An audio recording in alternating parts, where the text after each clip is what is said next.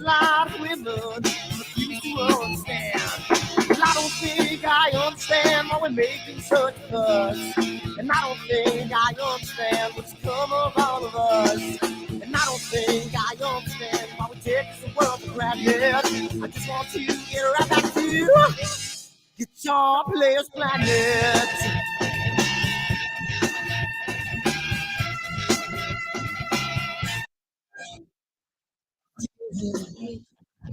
Feel it every day. The riots and the fires going on in South LA. The muggers and the government, they're all wanting the same thing. They take all your money and whatever else you bring. And I don't think I understand why we're making such a fuss. And I don't think I understand what's come of all of us. And I don't think I understand why we take this world for granted. I just want to get right back to Guitar Players Planet.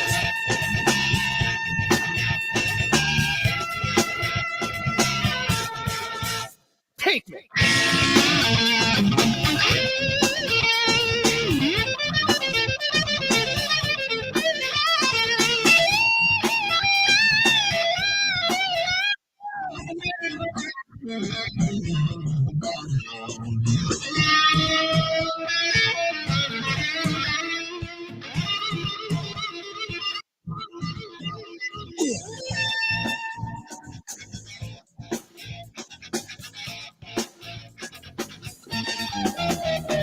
Well, I don't think I understand why we're making such a fuss.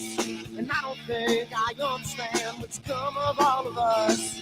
And I don't think I understand why we take this world for granted. I just want to get right back to Guitar Players Planet. Guitar Players Planet. Guitar Players Planet. Guitar Players Planet. Guitar Players Planet. Guitar Players Planet.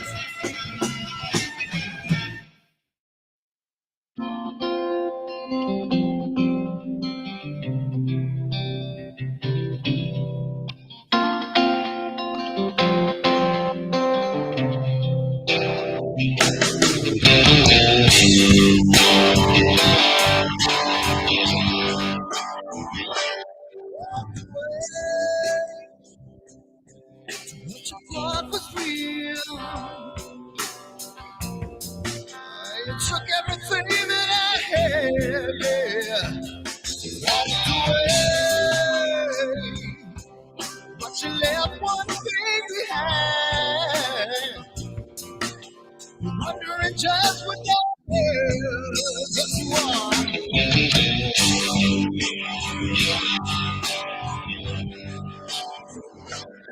And the world stops spinning around, I'll be rocking. When the world comes tumbling down, I'll be there. When the world stops spinning around, I'll be rocking.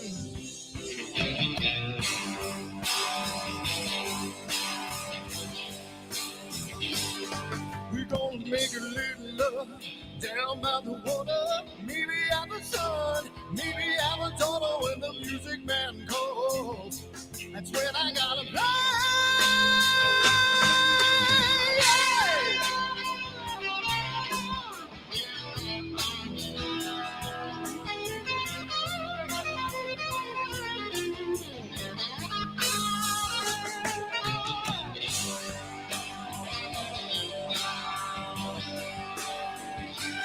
So I burn for the things we never had.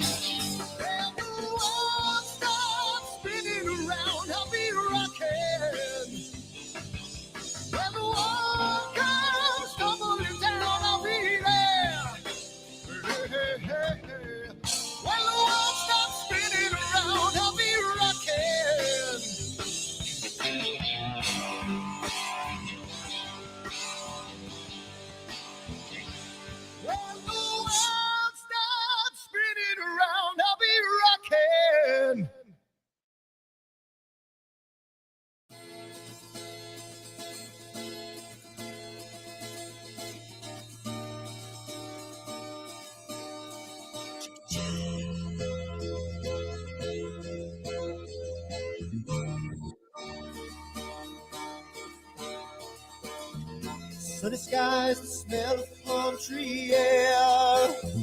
Looking back, I could never feel fair.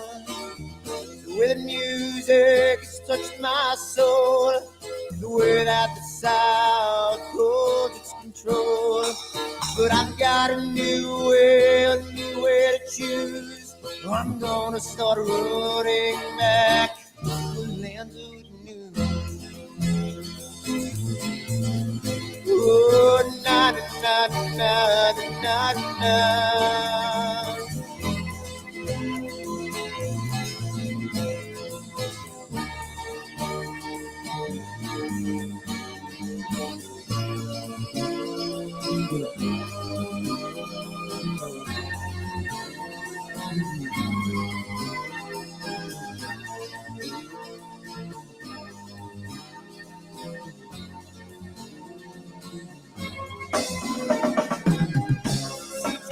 That I have lost my old friend. Got the sunset off the highway again. Then I get lost on a long summer day. I must go back before it's too late.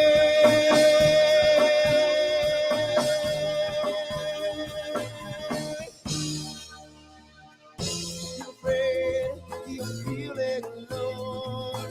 Time and space can never unfold. The holidays can ring in your fear. The ghost embrace can only me tears. And I've got a new way to choose. I'm gonna start running back to land of blue.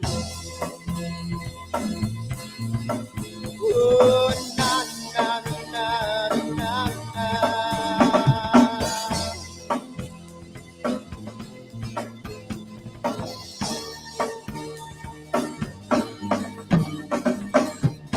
Sitting at the lake, I'm feeling confused, but I had my guitar, so I played this blues.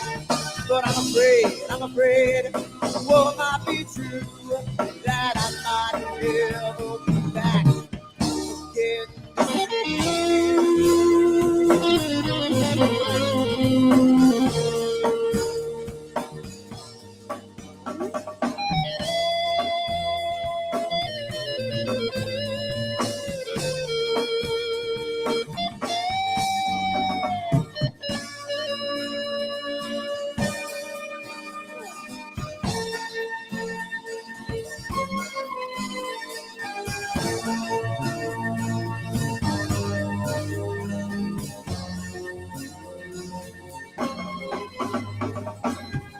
Seems to me that I've lost my friend.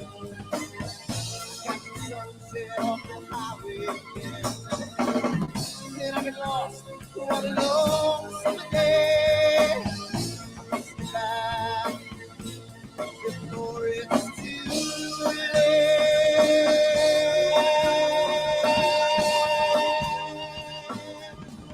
Before it's too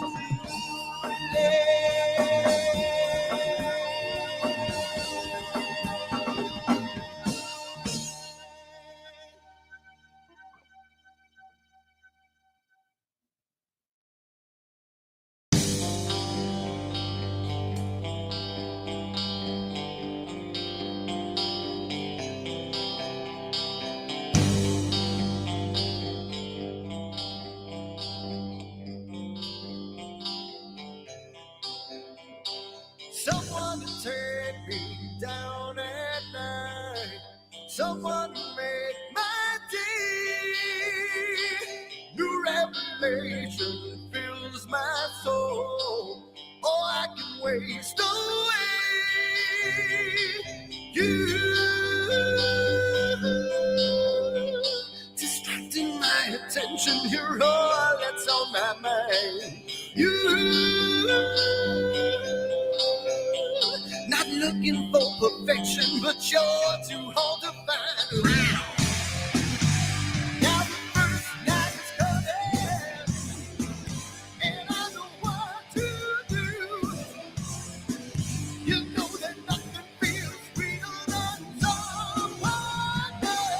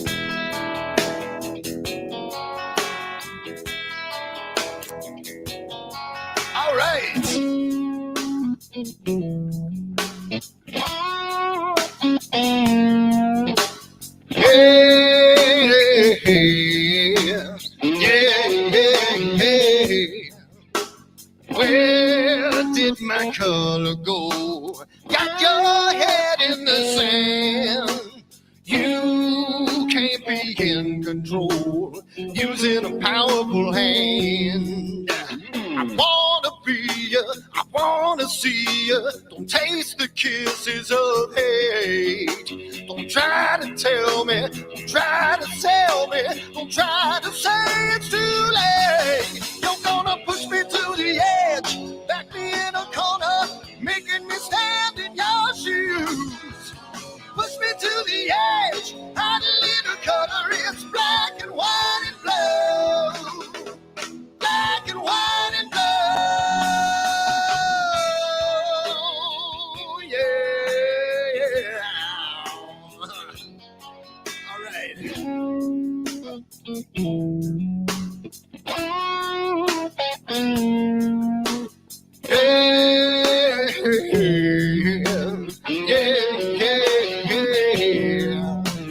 Cat learns to ring a bell. Rat gets free from the maze. We can be taught to love. We've got to learn a new way. I wanna see you, I wanna be you. Don't taste the kisses of hate. Don't try to tell me, don't try to sell me, don't try to say it's too late. You're gonna push me to the edge, back me in a corner, making me stand in your shoes. Push me to the edge, add a little color, it's black and white and blue. Black and white and blue,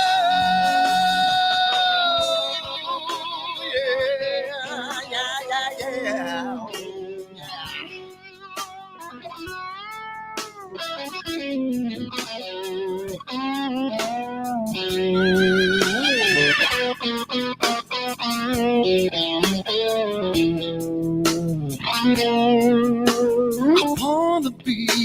I wanna see you.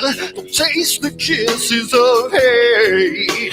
Don't try to tell me, don't try to sell me, don't try to say it's too late. Push me to the edge, back me in a corner, making me stand in your shoes.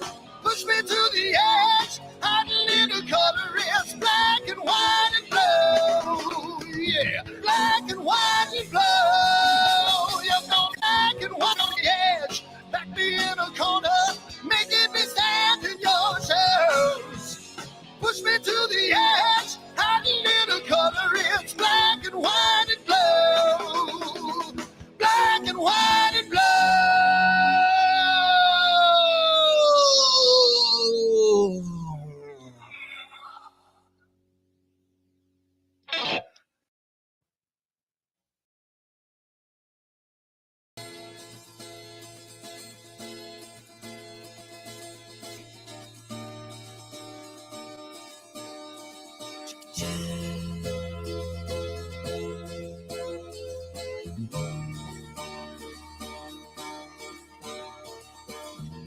Sunny skies, the smell of palm tree air.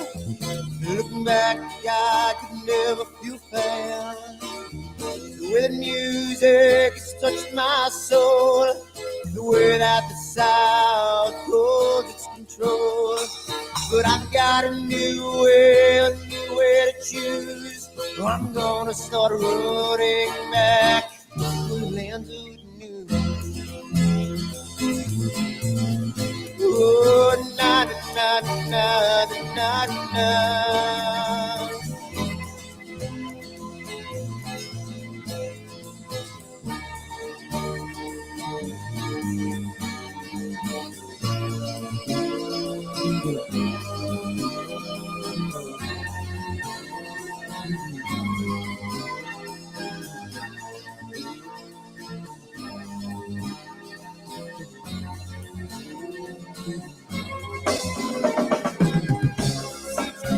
I have lost my friend.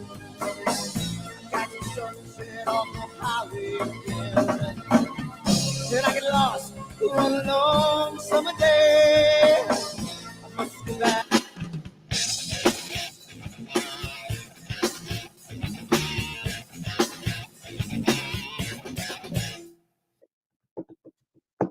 All right, we be here. It's Wednesday night again, and we made it again. Yeah, how you doing, Atlanta? Billy, Ernie, Josh, Ray, Frank, Frank 81, M81, M82. That's an interesting name. Billy. I see a lot of people in the chat. Ray, Dylan, Dave. How's it going, everybody? Welcome to the show. We are here tonight. We got a lot of stuff to talk about. We got some good news. We got some bad news. We got some indifferent news. So, as you can tell right now, me and Pete are by our lonesome tonight. Eric had car problems, so he's not. He might be able to make it a little bit later, but he'll be around. And so it's me. So you get me and Pete tonight. So what's going on, Pete? How you doing? Hey, Mr. Dan, good to see you. Glad to be on board. Yeah, Everybody tonight.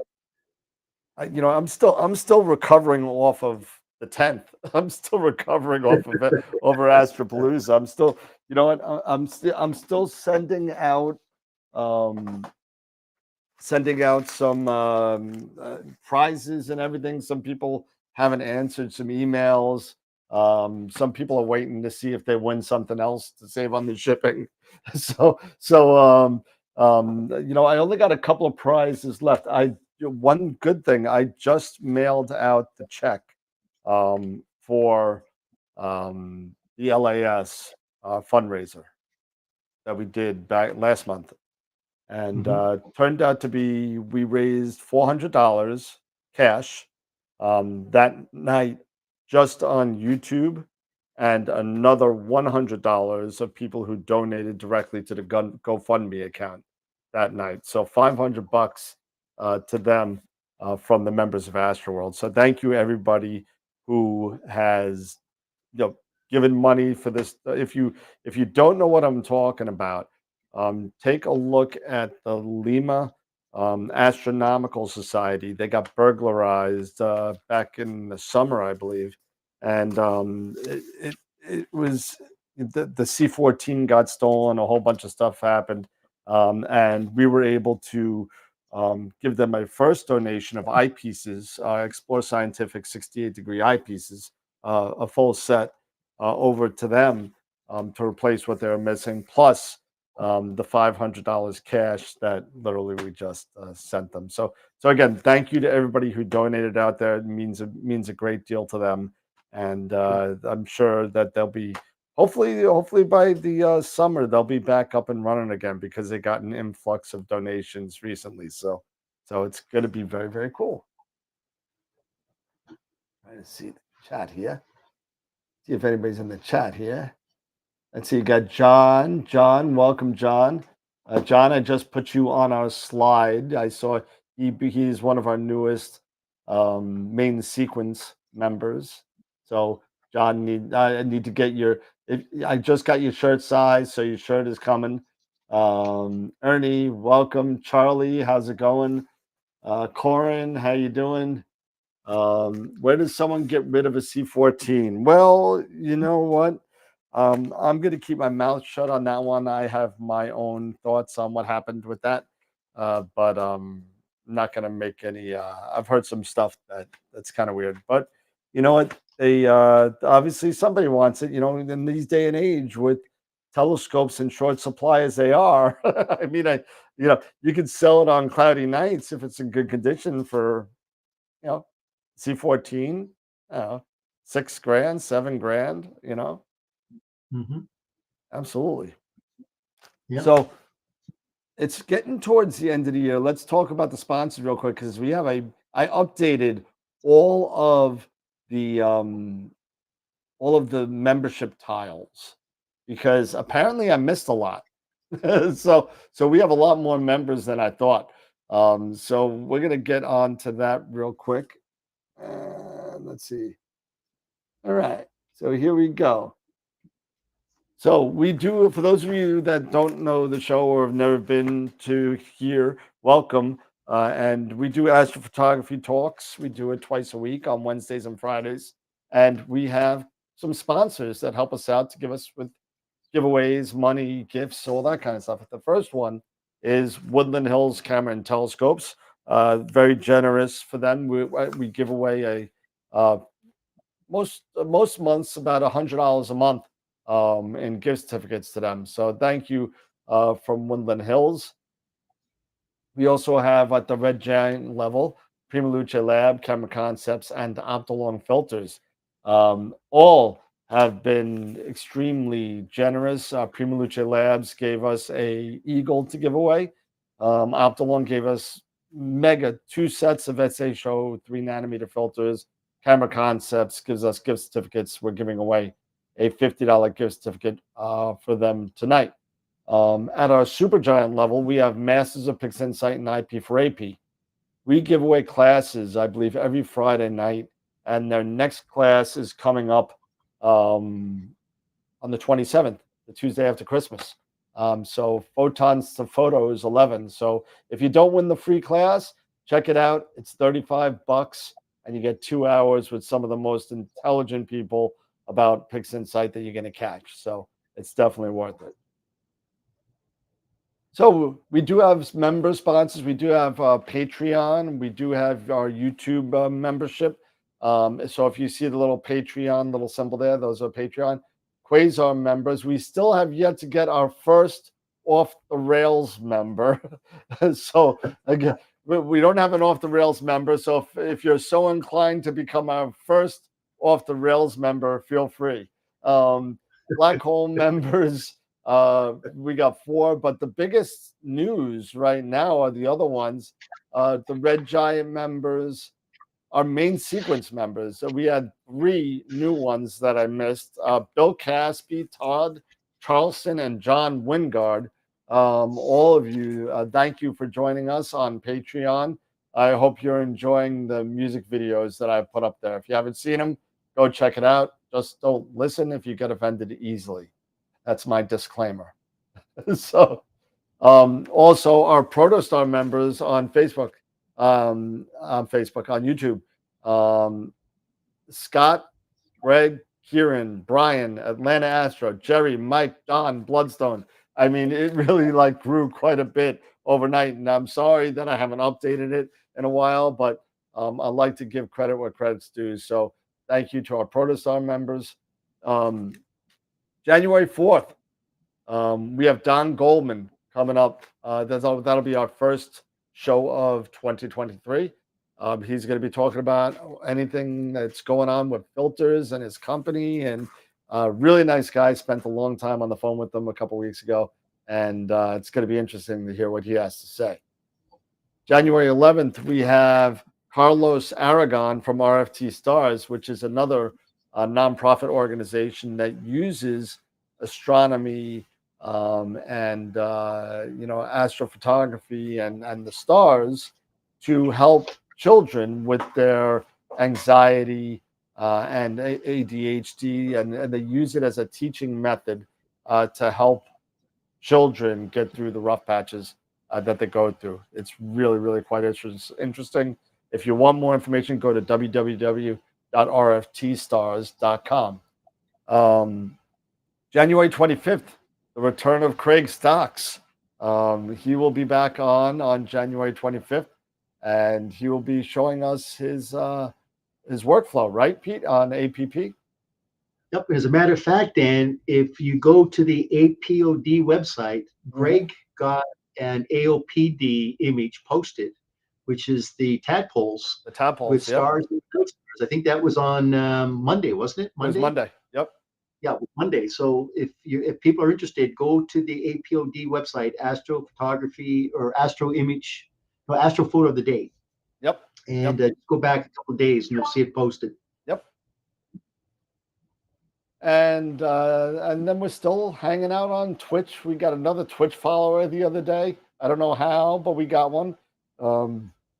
Facebook, Twitter, Instagram, we're on everything. So join us wherever you get your social media and hang out with us wherever. Our Discord channel now has 105 people on the Discord channel. So we broke 100 people. So thank you so much for everybody that's been contributing to that as well. And there we go.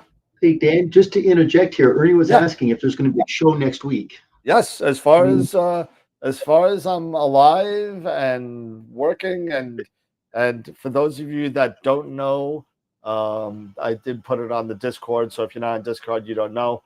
But COVID is back in the Higgins household. So I think it's just a matter of time before I get it for the second time.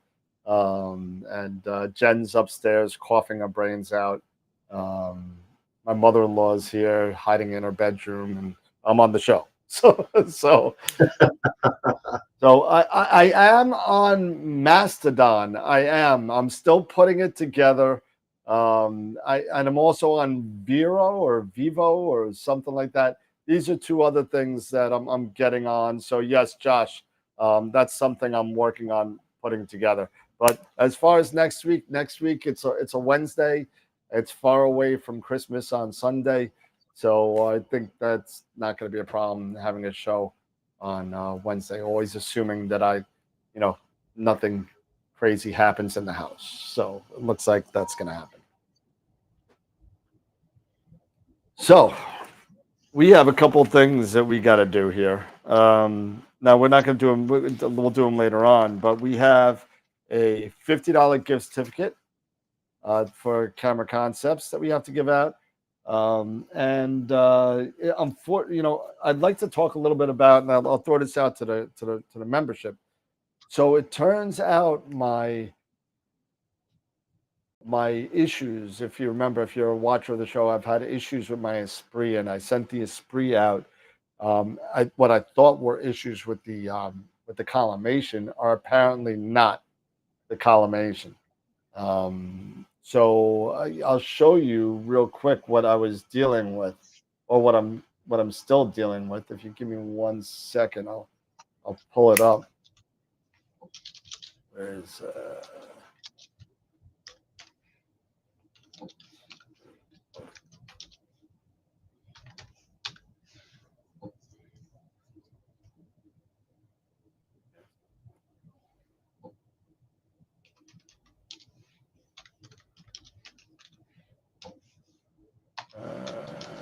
of course now it's not showing up. So for those of you that remember, it was looking like that the stars looked like Saturn, pretty much. Let me see. Maybe I opened it up in PixInsight. Oh, is that open recent image files? Yes, I did. And its movement. Oh, gosh darn it! This is what happens when you come unprepared to school. This is what happens. This is what happens. So let me find it real quick. And you know what? I know. You know where it is? It's on this. That's why it's not there anymore. Oh, you know what? Can I do it this way? Let's see.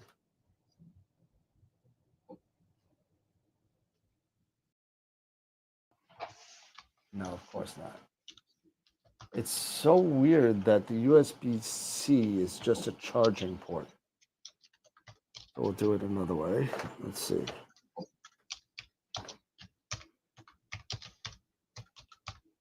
There we go. And USB drive, position. I think it was the 13th. No. 17th? Yes. There we go. All right. So display 2. Okay.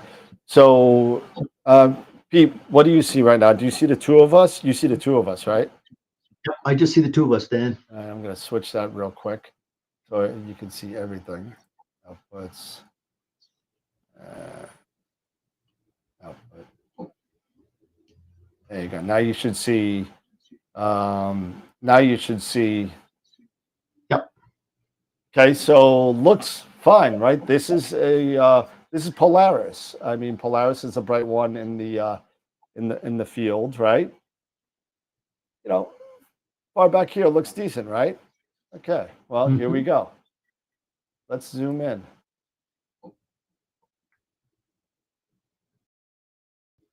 Look at it. Look at the stars.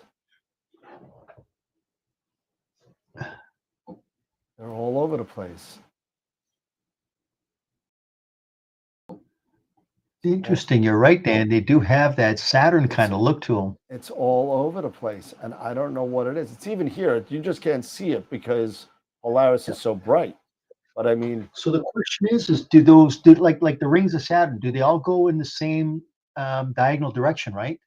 I believe so. It looks like it. It looks like it's from 1 to 7. But take a look. Hold it, Dan. Take a look on the far right side. They're off on an angle, like a diagonal from corner to corner. And then as you move towards they're more kind of up and down vertical. Yeah, Keep moving it's to the kind of left. like going counterclockwise. Yeah, keep moving to the left a little bit, and let's just see if they're just vertical up and down when you get towards the center of the image. Yeah, look at Almost. that, Dan. Yeah, Yep. they are. So that's okay. That gives us some ideas now to work with. Okay. So that's what's happening. So let's go on the far left, Dan. Do they kind of go from the top left corner to the bottom right corner? If we scroll to the left? Well, this is a left, and they're almost now they're tilting more to the left. It's like 11 o'clock at night to 5, Yep. 11 to 5. Yep. Mm-hmm. And then when you go to the right, now it's almost straight up. Yep. 12, 6 o'clock. And now when you go to the right, now you're at like a 1, 7 o'clock position. Yeah. And then they're really, look at this. Look at on the far right. It's very extreme there on the far right. Yep. Look at that. Whoa, there was some serious something. There's some optical issues going on here. And I don't know what it is. I have no idea. You know what I'm just going to have to do when I get the telescope back is I am going to have to do it just like I do with the way I do it with computers. I'm going to have to take the telescope and do the camera, take a picture. Okay, camera's fine. Add the filter wheel. Okay, boom. Okay, let's do each filter. Luminance, boom. Is that okay? Red, boom. R, G, B, go right through the thing. Is that good? All right, add the next piece. If there is anything. I don't think there is anything after that. But, I mean. Yeah. So question, that's your luminance filter right there that was taken? That's a luminance, but I also did it with the R filter, and it was the same thing. Same thing then. So it's not a filter issue then. I didn't. So that eliminates that. Yep. Well, I really thought I was at the end of my troubleshooting. That's why I sent the scope to Arizona to check the collimation. And if you want to see the collimation, I could show it to you right here because Dean over at Arizona actually sent it to me. And here's the collimation of the scope. Yeah. And yeah. Basically, he told me, yeah, I can't believe you had this 4 years because look at those circles. Yep. Everything's fine. So I'm wondering if we got any. Can you swap out a flattener? Yeah, I mean, that's the only other thing it could be. The Esprit flattener, I could try that. I forgot that was in there. Mm-hmm. But the flattener, no, well, the flattener's in there now with the collimation. So if it's in there and the collimation's good, then the flattener should be fine. Well, maybe not with the star points.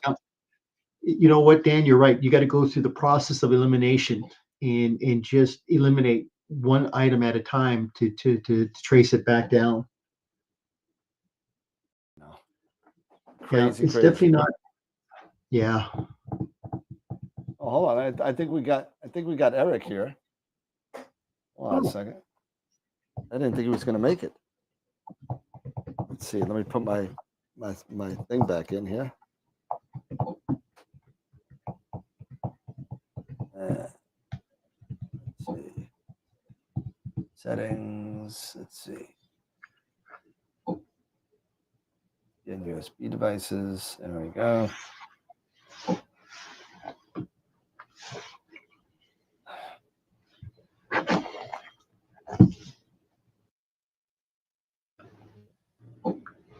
Come on.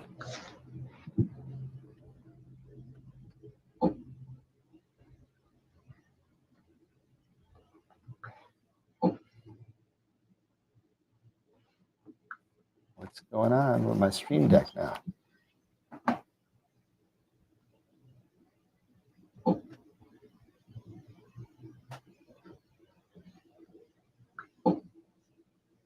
Awesome. Let's see if I can do this manually now. My Stream Deck just died. That's awesome. Let's see. 3 layers. Let's see. There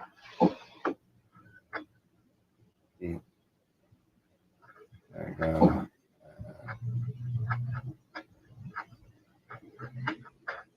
There we go. And do we have Eric's?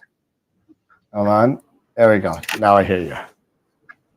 Hey, Mr. Eric. Hey there. Everything okay, man? You good? Yeah, truck problems. It's my truck. It's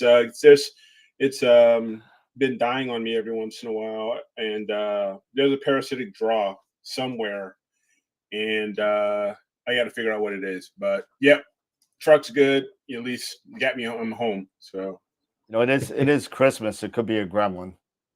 yeah, never know. Never know. But no, it's all good. So as long as it's not Spike, you're fine. Yeah. I don't trust Gizmo either. Yeah, sometimes when you're that cute, you're trouble. Yeah, it just just don't get them wet. I mean, then you're fine. Yeah. So Tundra. 2008 Tundra, guys. So we were talking before you came in about my Esprit that I sent to Dean. Yeah. And collimation looks fine. And I said, I mean, I sent him an email back. I said, well, Dean, I appreciate, but you took the telescope out of the equation. I mean, said, could it be user error actually? Maybe you never know.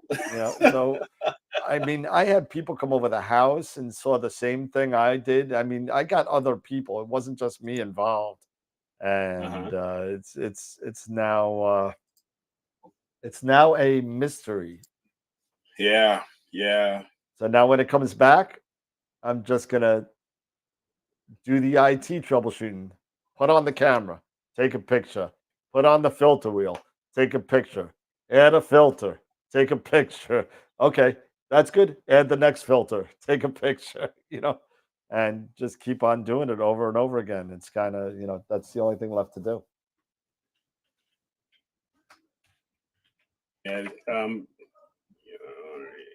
but we got the storm coming, so that's got me a little nervous too. Yep. So yeah, it's hoping that my son, my oldest, he was in North Dakota, hoping he can make it here, but we'll see. We'll keep our fingers crossed. Just want him, so no matter what, as long as he's safe somewhere, that would be the main thing. Yeah, exactly. I mean, it's it looks like it's going to hit you, and it looks like it's probably going to be north of me. So it's going to hit us. It's going to hit the Midwest hard. Yeah, it looks like it's going to come right at. It looks like it's going to make a little U-turn. It's going to come down from Canada, hit the Midwest, and then go up into the northern New York, Maine, Connecticut area. It looks like it's going to be too warm in Long Island for it to get any snow. We're going to be in the 50s. Oh wow! Those damn frostbacks from Canada. I tell you what. I know, right? Darn Canucks. Yeah. We're expecting maybe 3 to 6 starting tomorrow, and then it's going to go through Christmas Eve and Christmas. We should expect maybe total, maybe between 8 to 10, probably. Wow. Eric, in Calgary, it was minus 38 degrees below zero Fahrenheit last night. That was wind chill, man. Yeah. And it's coming down in the Midwest. Yeah, I've got my I've got everything, you know, the telegizmo, everything is wrapped up. I've secured it, everything, the scope, everything's nice and tight on you know on the pier and everything. So I'm as ready as I'm gonna be. So yeah. Let's Well, it's going to be a see. white Christmas. Can't complain. Everybody wants a white Christmas, right? Yeah. Sorry about But everybody switching pictures. I was testing something. So you know how like I complain all the time about people, if you're going to be on, tell me that you're going to be on, so I don't have to change up all the sets and the looks and all the shots and everything. And now I could do stuff like this. Check this out. Ready? Select three up, layer three. Bye, Pete. There you go. Now I got two Erics. And now up, three. We'll do layer two, and we'll put Peter up where Eric is.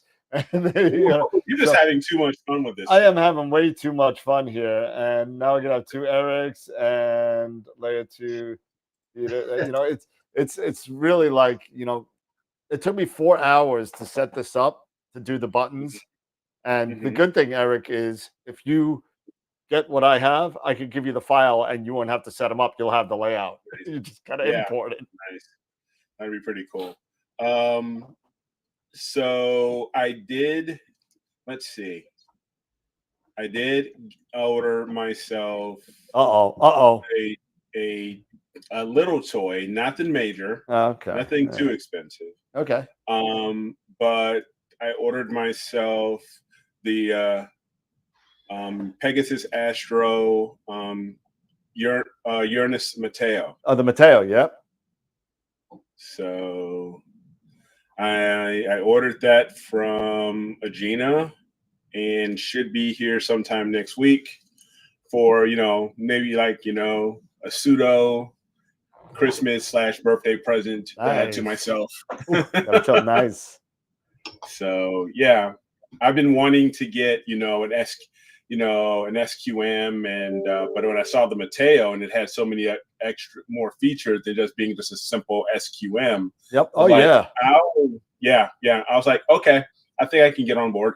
So you know what? I'm trying to figure out a way. I've been using the Red Cat a lot because my Esprit's out of commission. The Mhm. flattener debacle with the whole astrophysics scope is just reached another level. We'll talk about that in a second. But so I've been using the Red Cat, and the Red Cat I have the ASI Air, Mhm. the EAI. It's my mini setup. So I got this little dinky setup on my Mhm. EQ8R. So I'm guiding it like 0.27 because the thing weighs like nothing. Nothing. So I'm sitting there, and all of a sudden, it worked for. Well, here's the first thing. The first thing was I wanted to AC power the ASI Air because I wanted to power the mount with the ASI Air, right? Yeah. Well, for those of you out there, and it could just be, again, I'm Mr. User Error Glitch Boy. So, I may be special when I usually am with this guy. I'm special, not the good special, the bad special. But, don't try and power a 110-pound capacity mount with a little red box about this big. No. It worked for 3 days. Great. It was awesome. And then next thing I know, it's not working. So I didn't burn anything out. I didn't do anything. It's fine. So whatever the case may be, I run up to Camera Concepts. I literally bring out my Goal Zero battery to power the mount, the big freaking 1500 watt hour battery that I have, Yeah. which overkill, whatever. But here's the kicker. So I wanted to plug in the ASI Air AC. So I went to Camera Concepts and I bought the 12 volt, 5 amp AC adapter ZWO. Now, ZWO is kind of funny. When they ship these things out, they ship them out in these white boxes with nothing on it. It doesn't even fit the power plug, it's rubber banded to the box. So, yeah, so it's kind of funny the way they set it out. So I go home and I pull it out, and what's in the box? What's in the bags? How does a Celestron power adapter get inside a ZWO box? Yeah. I mean, grand scheme of things, it was 12. It was the newer one. It was a 12-volt 5 amps, so it's fine. But here's the thing: the 2.1 adapter, the plug that goes in there. Yeah. I think I don't know. I thought the ZWO. Well, here's the thing with the Celestron, it's got that little twisty thing, the locking Yeah, it's got nut. the twisting because you can lock it. The locking with nut, their yes, mount. with certain Yeah, mounts, and locking the CGXL and the AVX, all of them have the AVX, you can threaded, lock it. so it doesn't come out. Well, here's the thing: if you don't have that threaded rod, it impedes putting the plug into the hole. So when the mount decides to slew,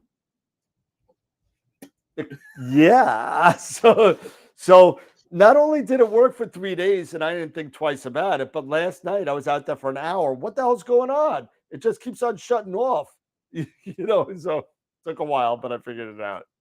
Yeah, I was actually working last night before the storm. We have the calm before the storm, and we had a somewhat decent night. As far as a clear sky, it was going to be about between 0 to 5% clear. So I'm like, all right, cool. Let me get out here and do this so I can get some more work on Abel 85. How much time you got on that now? About another hour of what I had before, because since I showed the initial the initial work, right? It's been clouds. It's been clouds for about at least a couple weeks. I would say at least a week to maybe a week to 10 days. So we finally get some clear time, at least from 10 o'clock until 4 o'clock. It was going to be relatively clear, like between 0 and 5% cloud cover. So I got everything set, and I'm going, and everything's good going. And I wake up this morning, and the plan failed. Apparently, and then I look up to find out why the plan failed. My darn filter wheel, something happened, and it wouldn't scroll. It was supposed to go from blue because I was really low on blue for my RGB stars. So it got about, and I was doing about 60-second. I did 60 1 minute shots for RGB, just for the stars, and it got about 50 of them, and then it starts. Then maybe it was then doing maybe its routine. It's an autofocus routine, and that goes, and it's not in focus on the last 4 or 5 lights, and then it stopped because it won't scroll to the next filter. It was supposed to go to hydrogen, and it wouldn't scroll, and so it was just basically stuck and just sitting there while I'm asleep, of course, and this is why it always happens when you're asleep. And so I got about 50 blue lights in blue, but that was it. So I was kind of upset because we're not gonna, with the storm coming, we're gonna be cloud cover for at least another 5 days. So but I saw something from Ernie that he's finally got he's finally saved up his moving from a DSLR to a dedicated cam.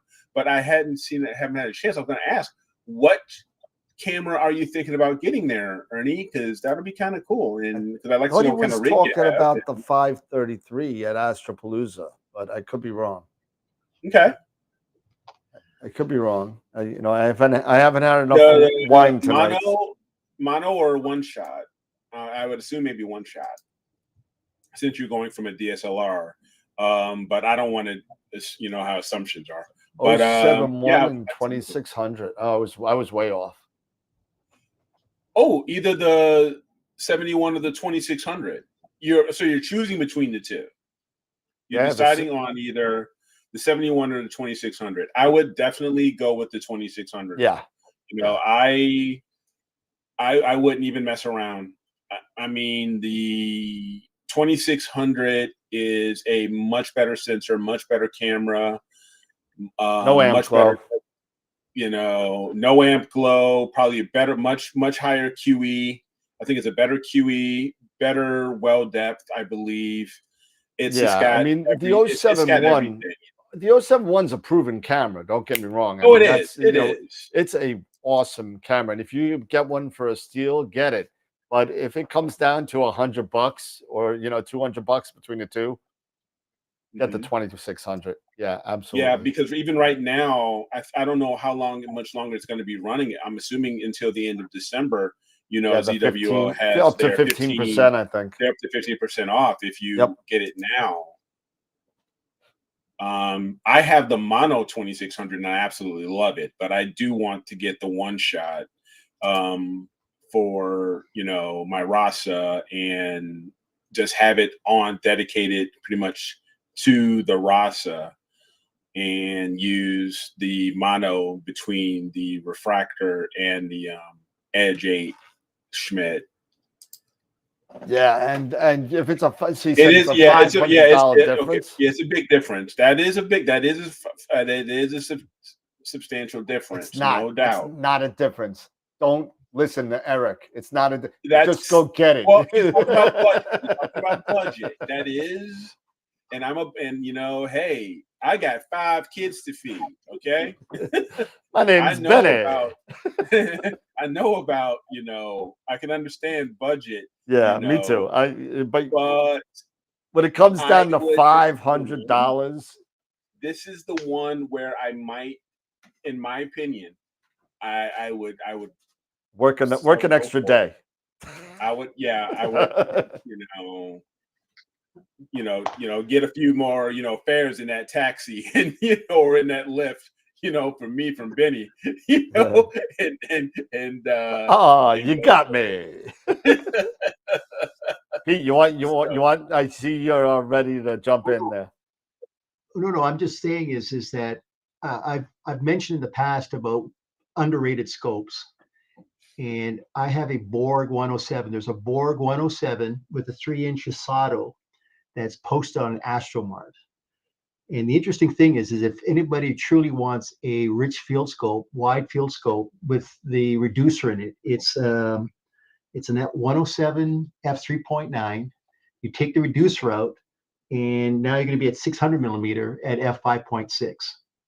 And you've seen that's camera. The camera you sent to me, Dan, is what I've got on the Borg right here. But it is really one of the most underrated scopes, because the people that manufactured, the engineers manufactured the Canon lenses, decided now to open up and make Borg scopes, and it's a Petzl. So it's really a great scope, but it's posted on AstroMart. Well, it's the Borg scope, Dylan, and no, he's not selling my 294 with the Borg. I hope so. No. Trust me, Dan, you're getting that camera back. But I've got it here that I've got it all decked out. Just wait for weather to warm up so I can go out and start imaging with it.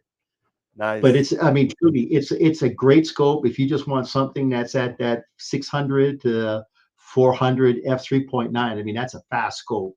Yep. It's just going to be a real wide field. Yep. Borg is really good, man.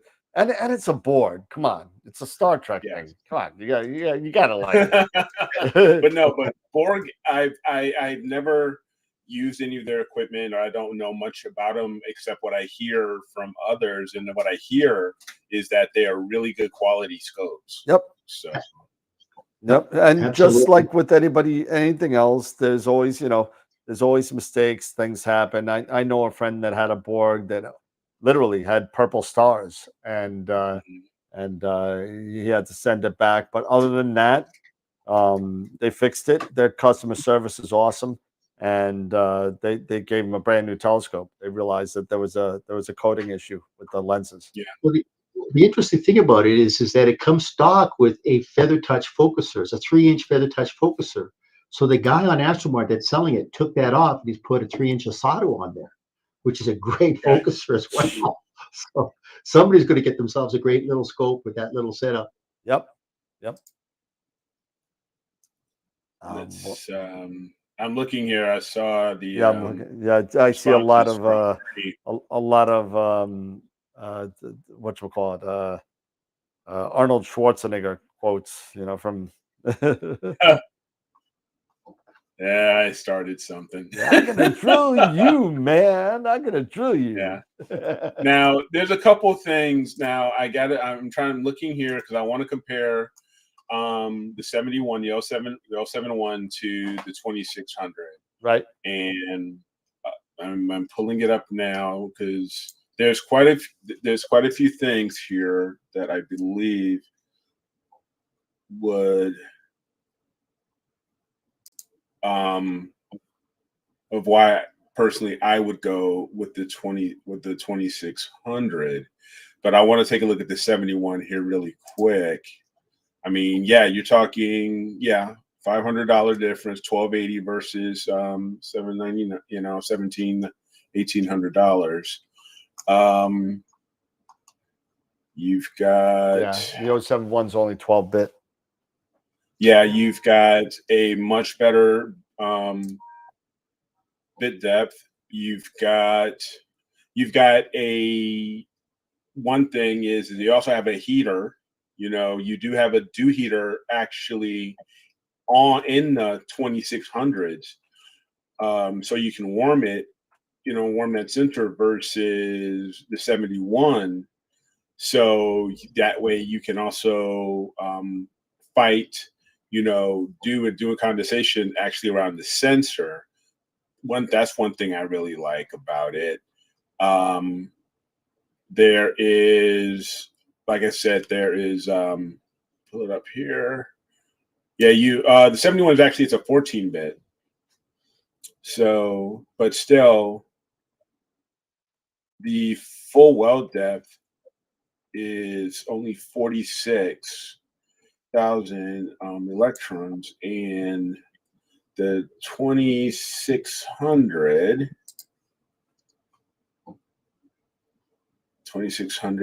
MC. I mean, you got 16-bit, 50,000. Okay, so they're not that far off as far as full well.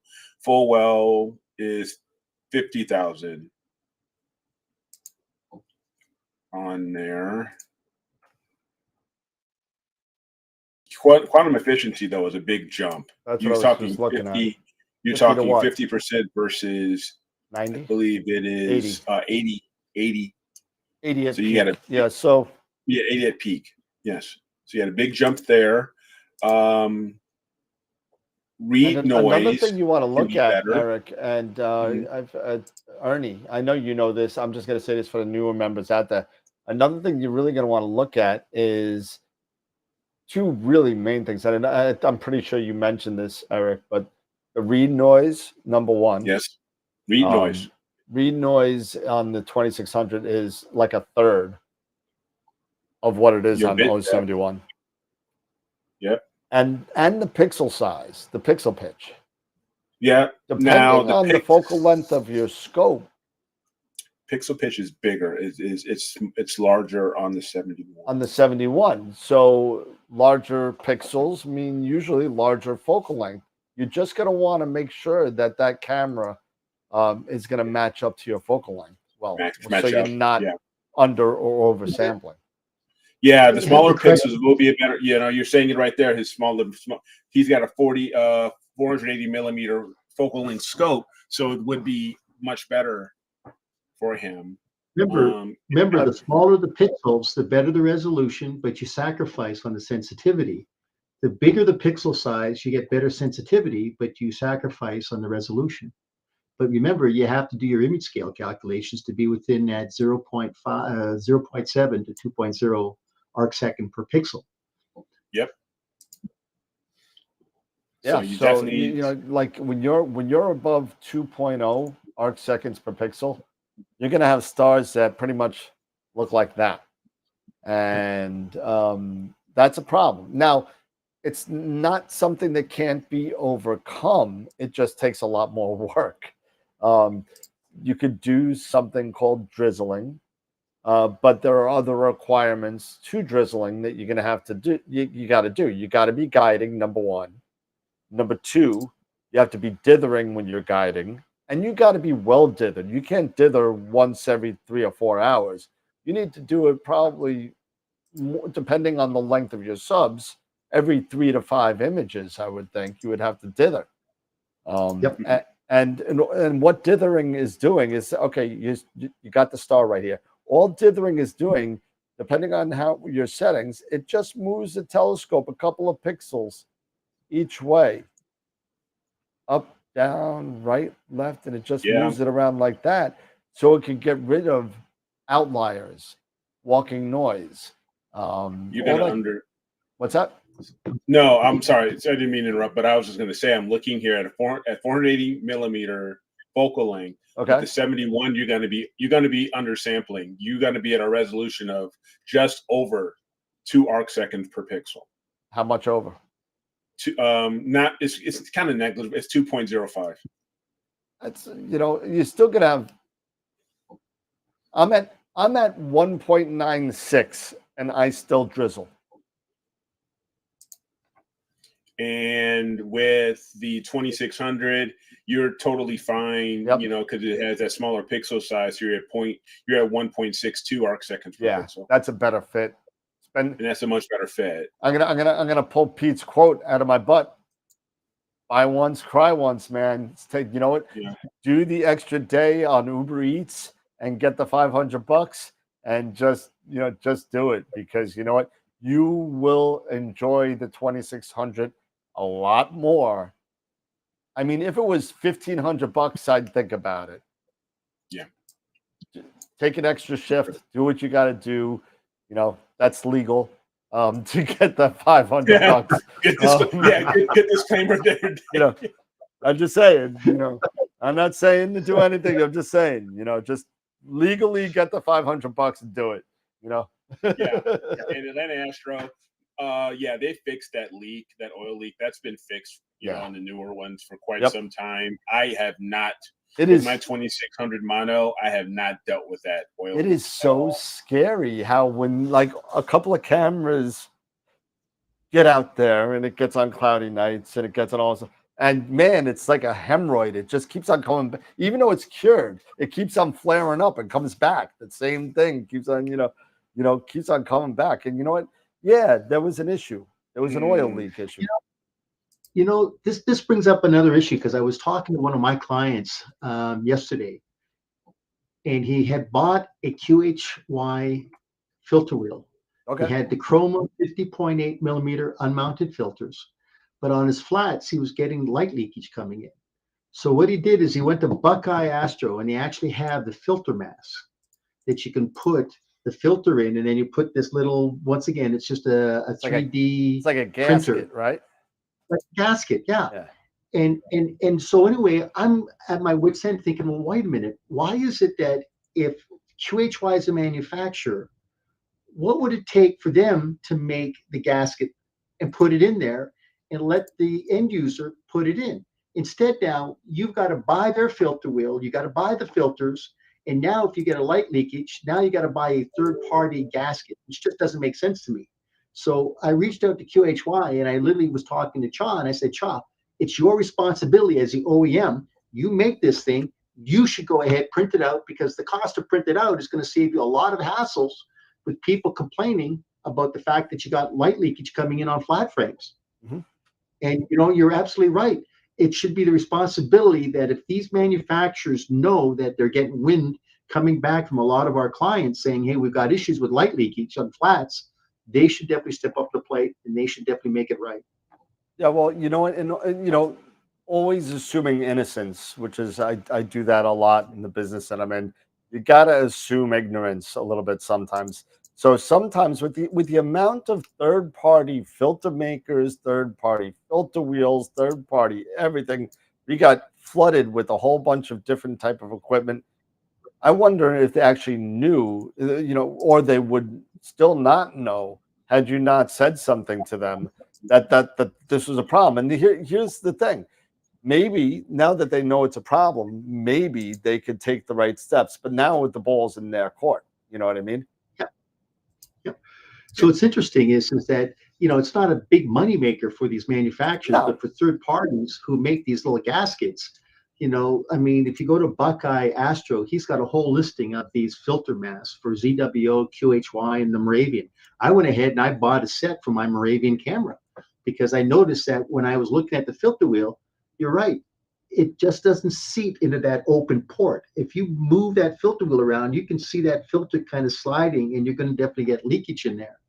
But it's interesting is that I'm curious to see, Dan, how long it's going to be before they step up the plate and these OEMs take ownership on this, because it's a big issue right now.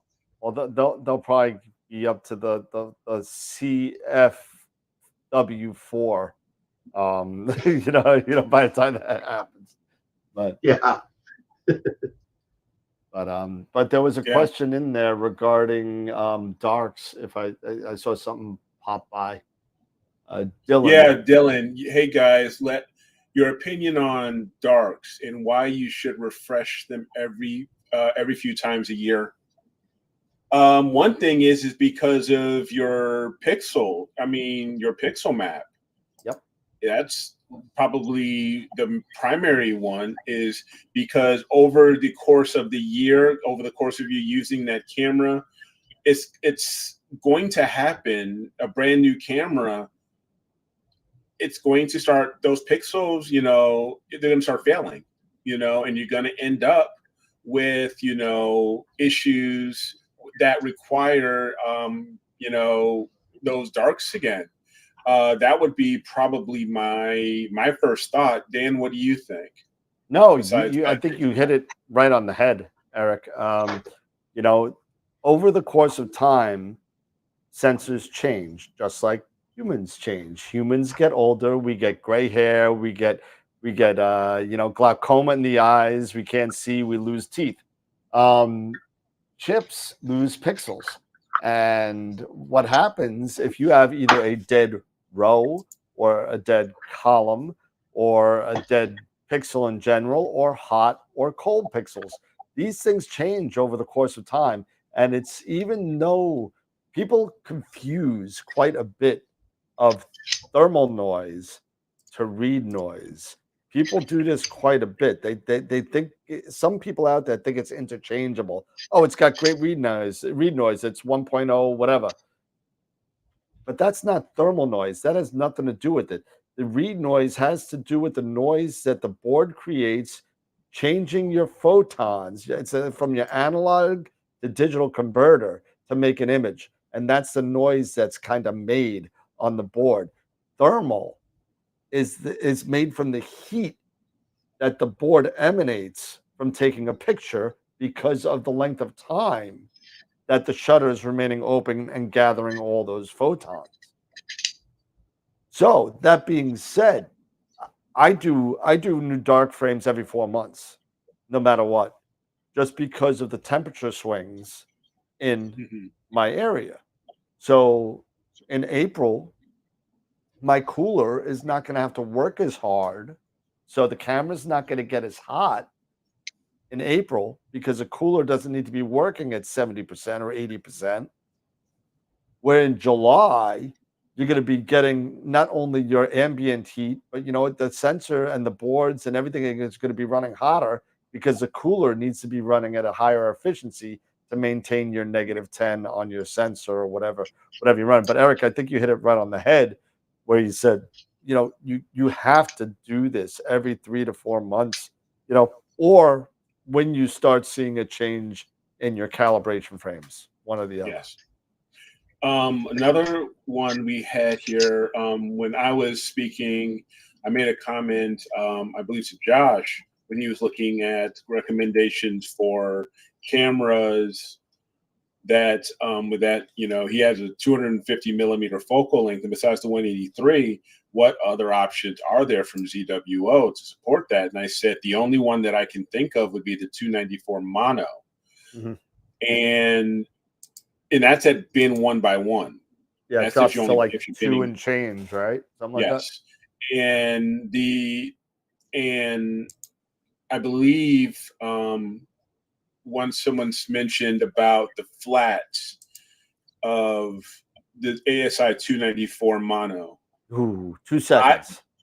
I wouldn't worry too much about they will calibrate out. There are some issue, there's blooming or something, if you want to call it. It's just or this whole Rorschach, or Rorschach, design that comes out when you're doing narrow exactly. band, Yep. when you're doing narrow band flat calibration frames. It doesn't happen with LRGB. It's just with narrow band.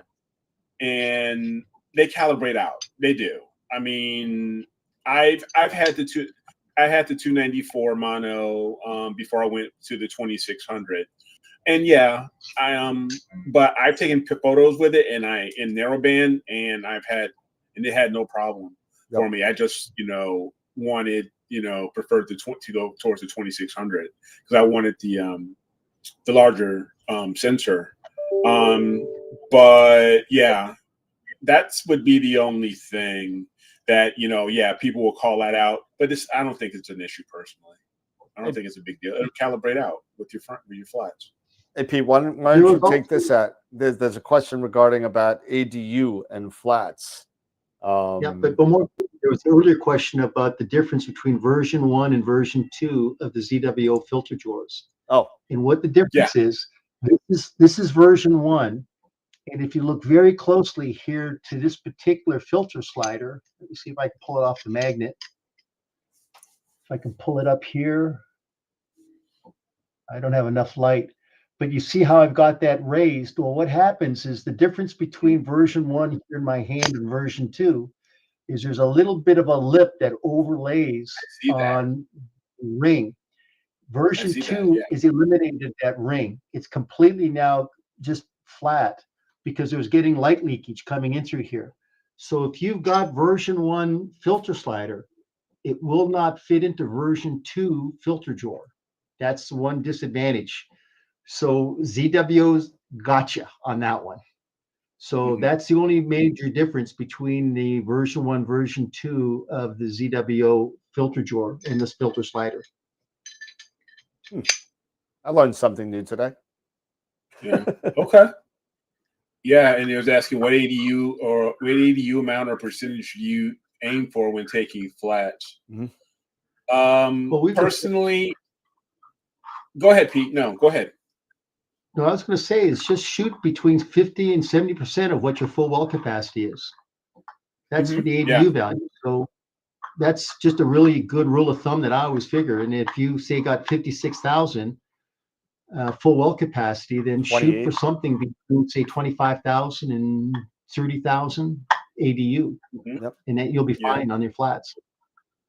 Now, Pete, what would you say as far as if you really can't tell as far as that well capacity?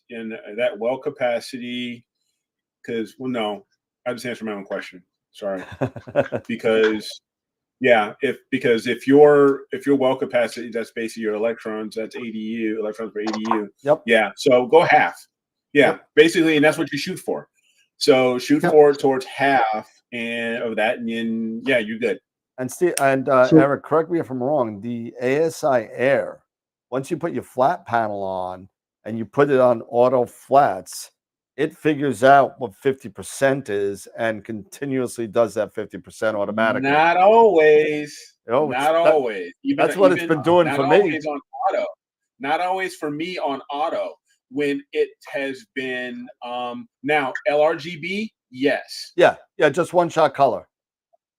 But narrowband, and I set it to auto, I have had it, coming back as low as 10,000. Oh, really? ADU, yeah, or some ridiculously low number, and that's even boosting it, and I want to say, I'm sorry, I'm mumbling here. And I want to say, I think that's because of the light panel and the amount of light you are pushing out of that light panel, because it does. I don't think it wants to go over 10 seconds. Okay. On those flats. So a quick way of doing it. Let's say you've got the Alnitak Flatman, or you've got some kind of. What you do is you do a couple of test images, right? You shoot one for maybe 2 seconds, another one for 4 seconds, and another one for say 7 seconds. And when you get that flat frame, you bring it into your program, and then you mouse over it, and you're looking at the mean value. Right. And the mean value, as you start to kind of go horizontally or vertically, that will tell you what that ADU value is. And so if you're at 2 seconds and you're at, say, 18,000, now you got to go up to maybe, say, 4 seconds. Right. So you do another shot at 4 seconds, and then you find out where you're at. And then from there, you can kind of figure out what your 50% or your 70% is going to be. And then that's how you determine it. Yeah, that works as well. I mean, that works as well. Yeah. And somebody brought up the Nina Flat Wizard. That works awesome too. Just you got to know your flat panel. Yes. Because if it's too bright, it'll tell you to lower it, and it'll raise the brightness, but it won't kick back to lower the brightness for some reason. It does work very, very well. Yeah. I have the old school Spica Flat. And you had the one before me, yeah. Yeah, I have the one, the square one, which you can support up to, I believe it is an 11-inch Schmidt Cassegrain. It's large enough to support that guy. It's this one right. It's right here. This guy.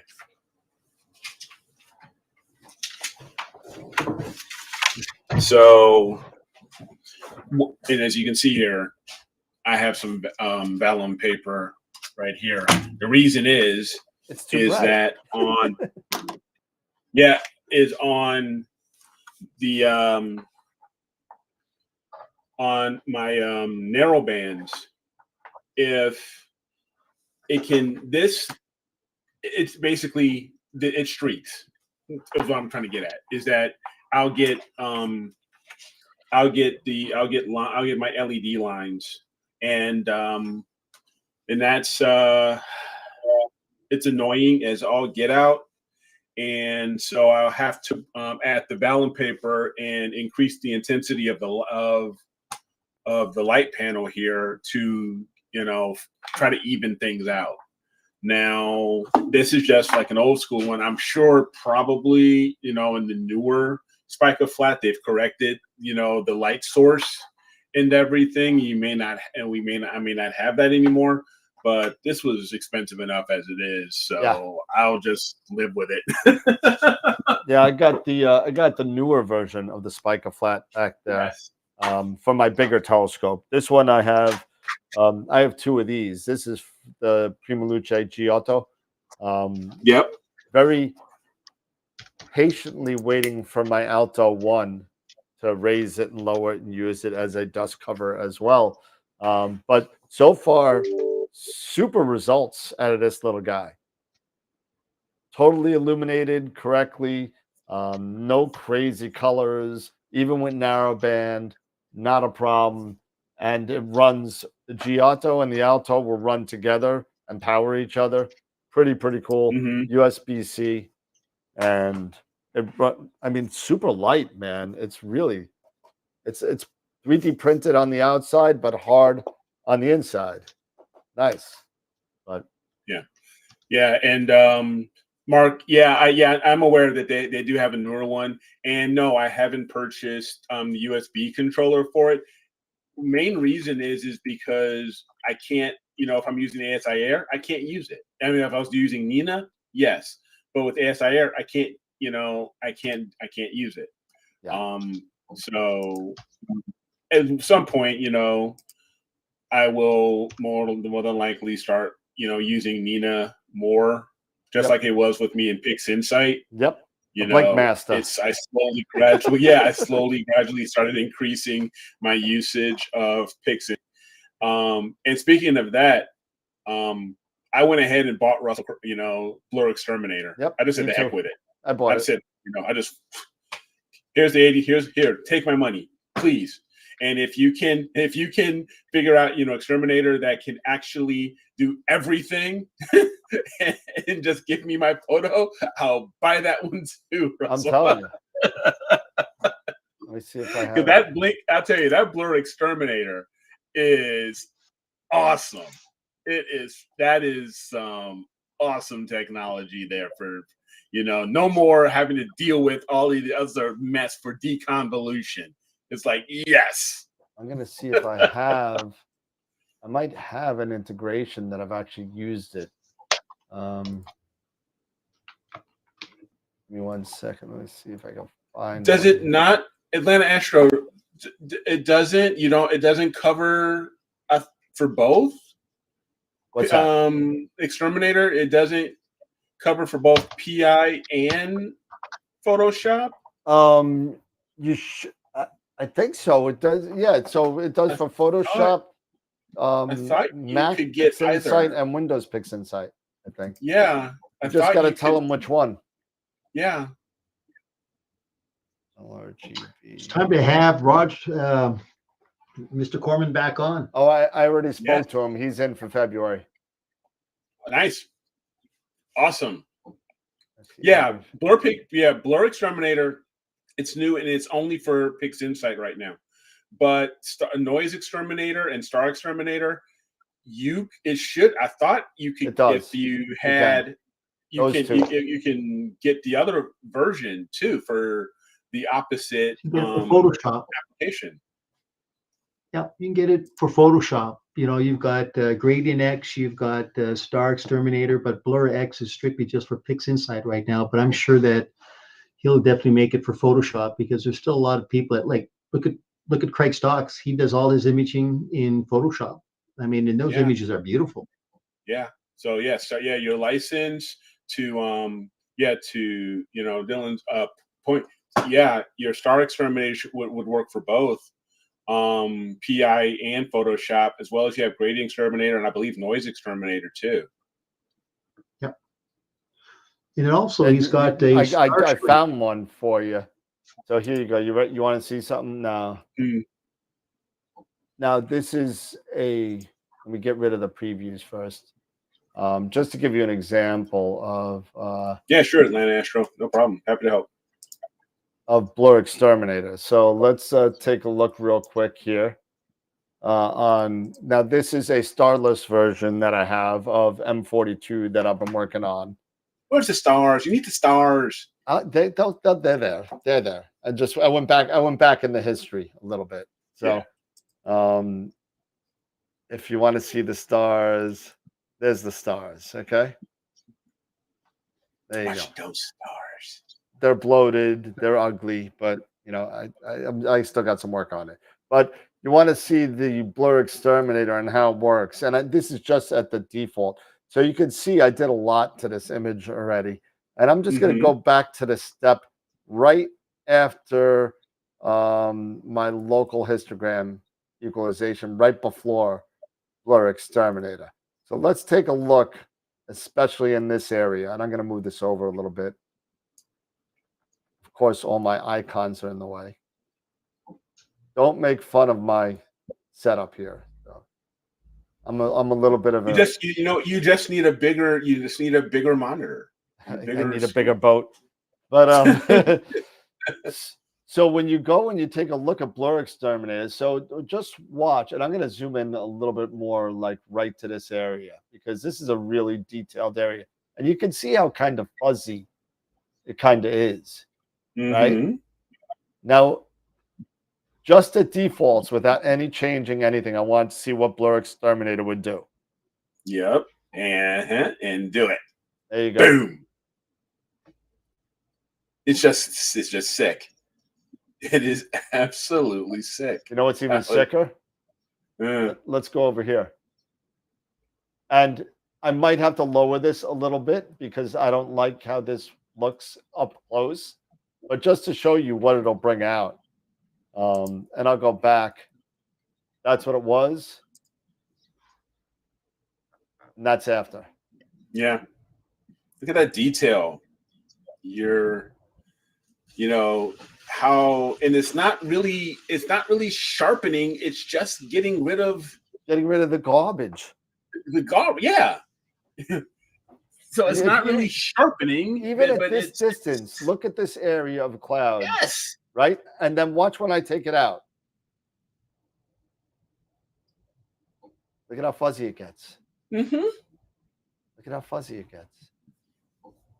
And this is literally at the default.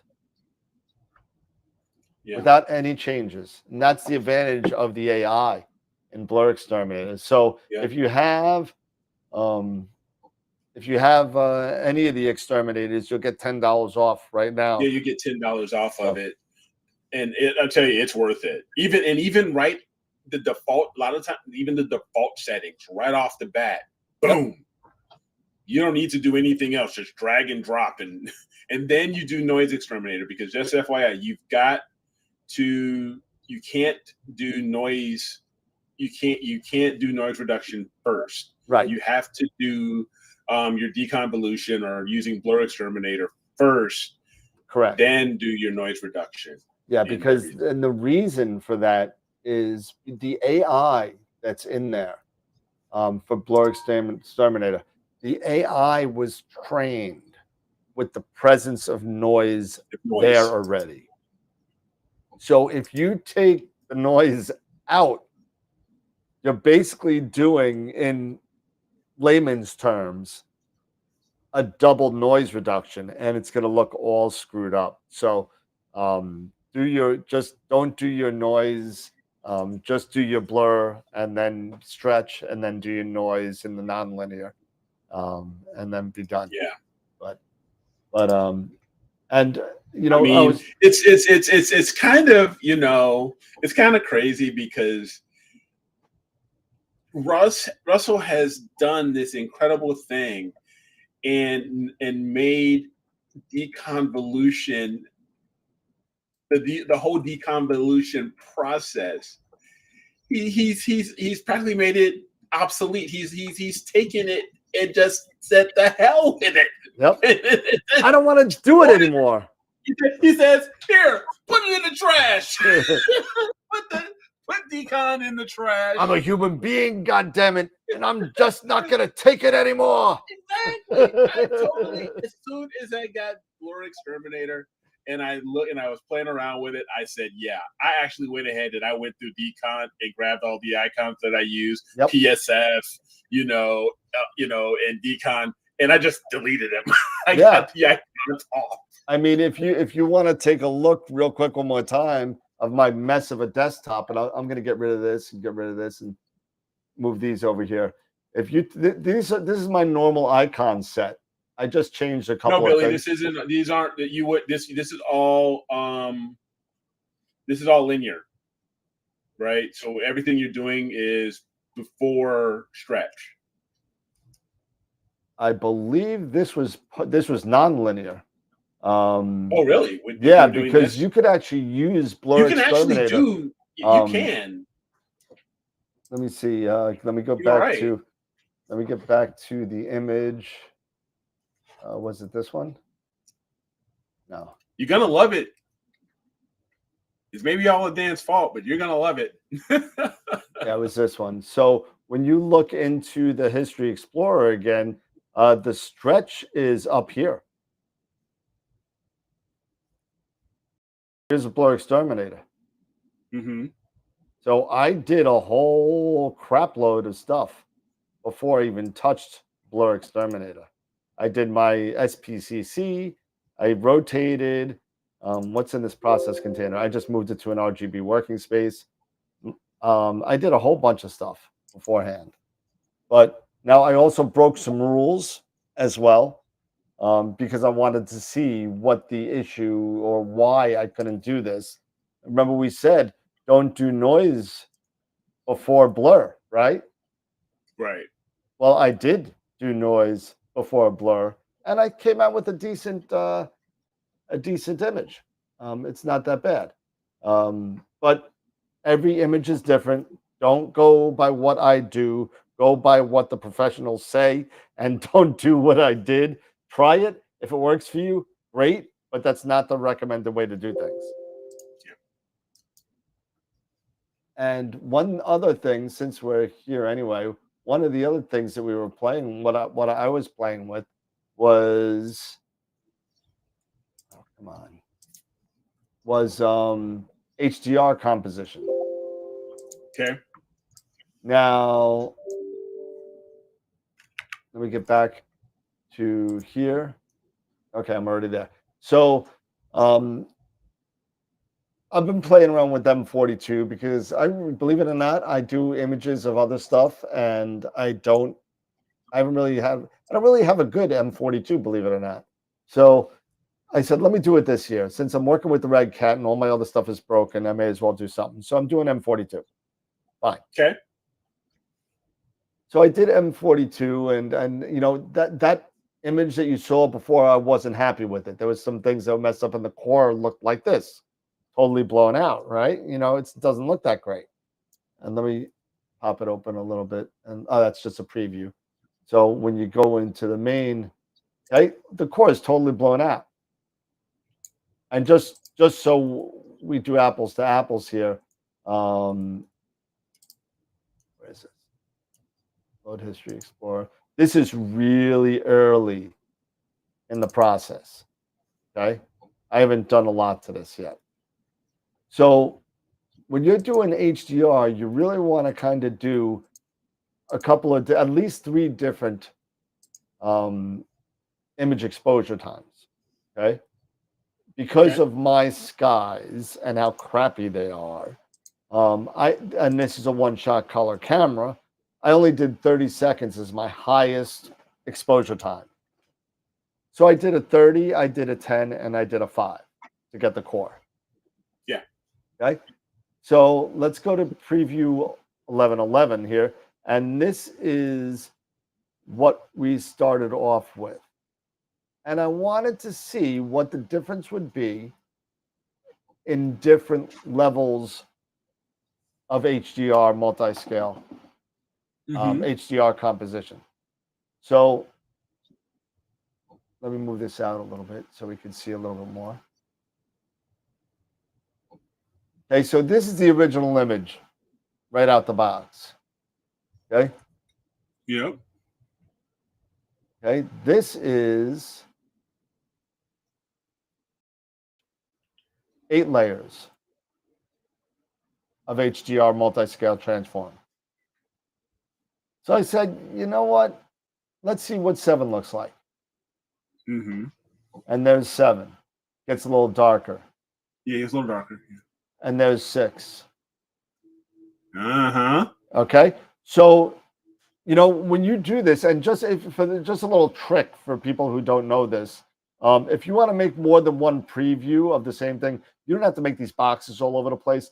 All you got to do is take your original preview and drag it down like that. And now you got another preview. Yeah, make another copy. Yep. Okay. So just in case, you know, a little trick, but you can see the difference of the number of layers, and don't be afraid to kind of do something like this. Now, for me, that is too much. That just looks fake to me. It looks horrible. I'm thinking somewhere between these two.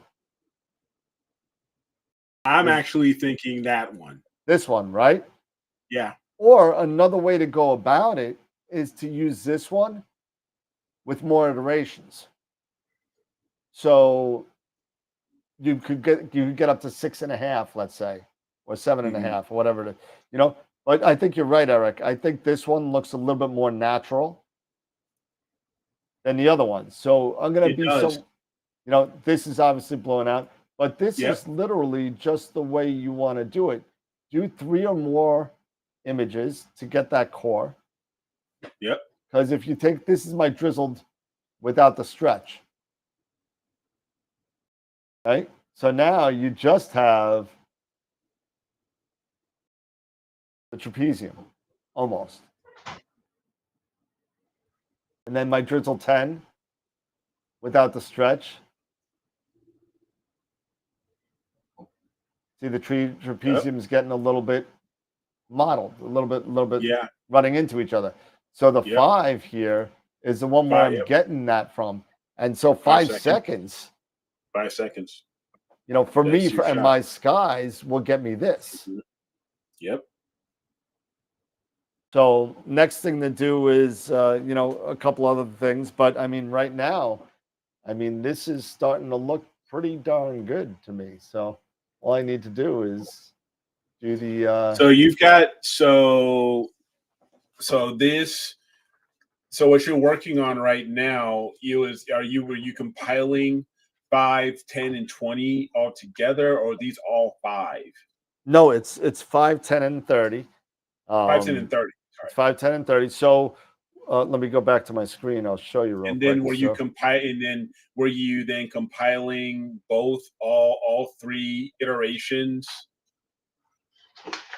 Yeah. So You know, so what you do is you're gonna do your 5, 10, and 30, or whatever Yep. 3, 4, or 5 different types of exposure times that you want.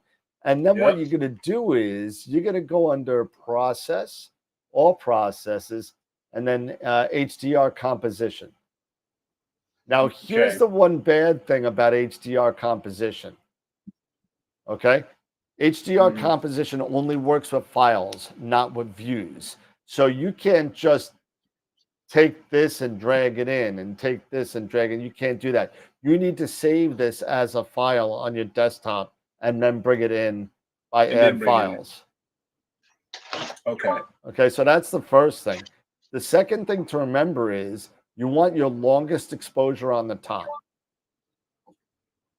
And if you make a mistake, you can just do one of these and you can move down, move up. Yep. Okay. Then you run it.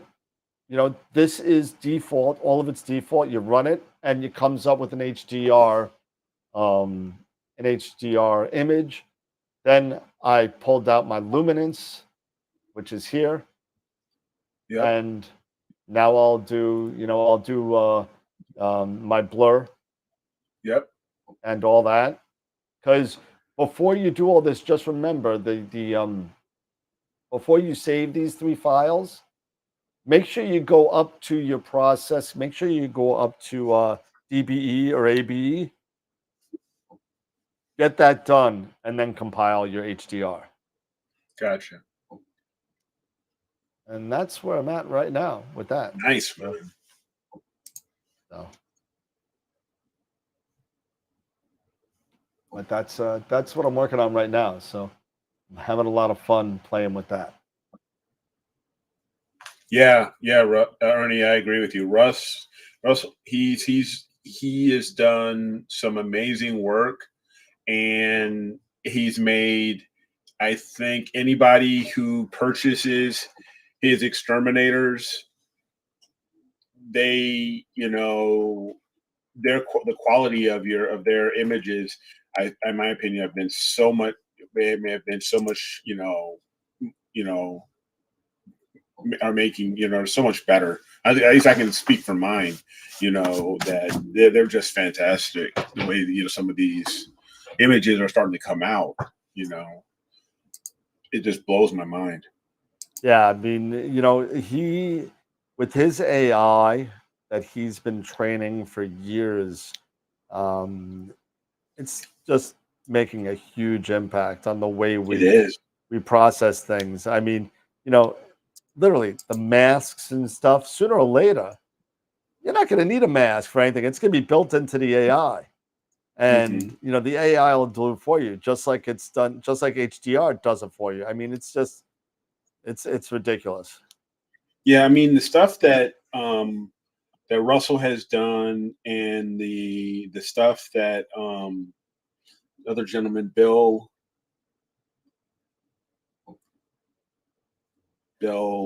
Blanchard.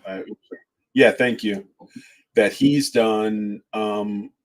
They've been fantastic. What with Pixel, what is being done with Pixel Math, what Russ is doing with AI, it's crazy. It absolutely is. Yeah, I mean, and AZ Astro. It feels like cheating. It feels like cheating sometimes. You know. You know what? And you know what? If we thought like that, you know, is an artist still an artist when you upgrade the brush? Yeah. You know what I mean? Yeah. That's why I say it feels like it. It's not. I get what you're saying, it. and I felt the same way when I got the Pole Master. I said, "Oh man, this makes it too easy. It takes all the horror out of polar alignment. It's no fun." I used to love cursing at my telescope for hours on end, and I'm not outside in the cold as much anymore. yeah, Doing polar alignment. Yeah, times change, things get better. We start using technology, hopefully for the better, not necessarily to get because you got to think about, you still have to have the know-how about what this AI is going to do for you.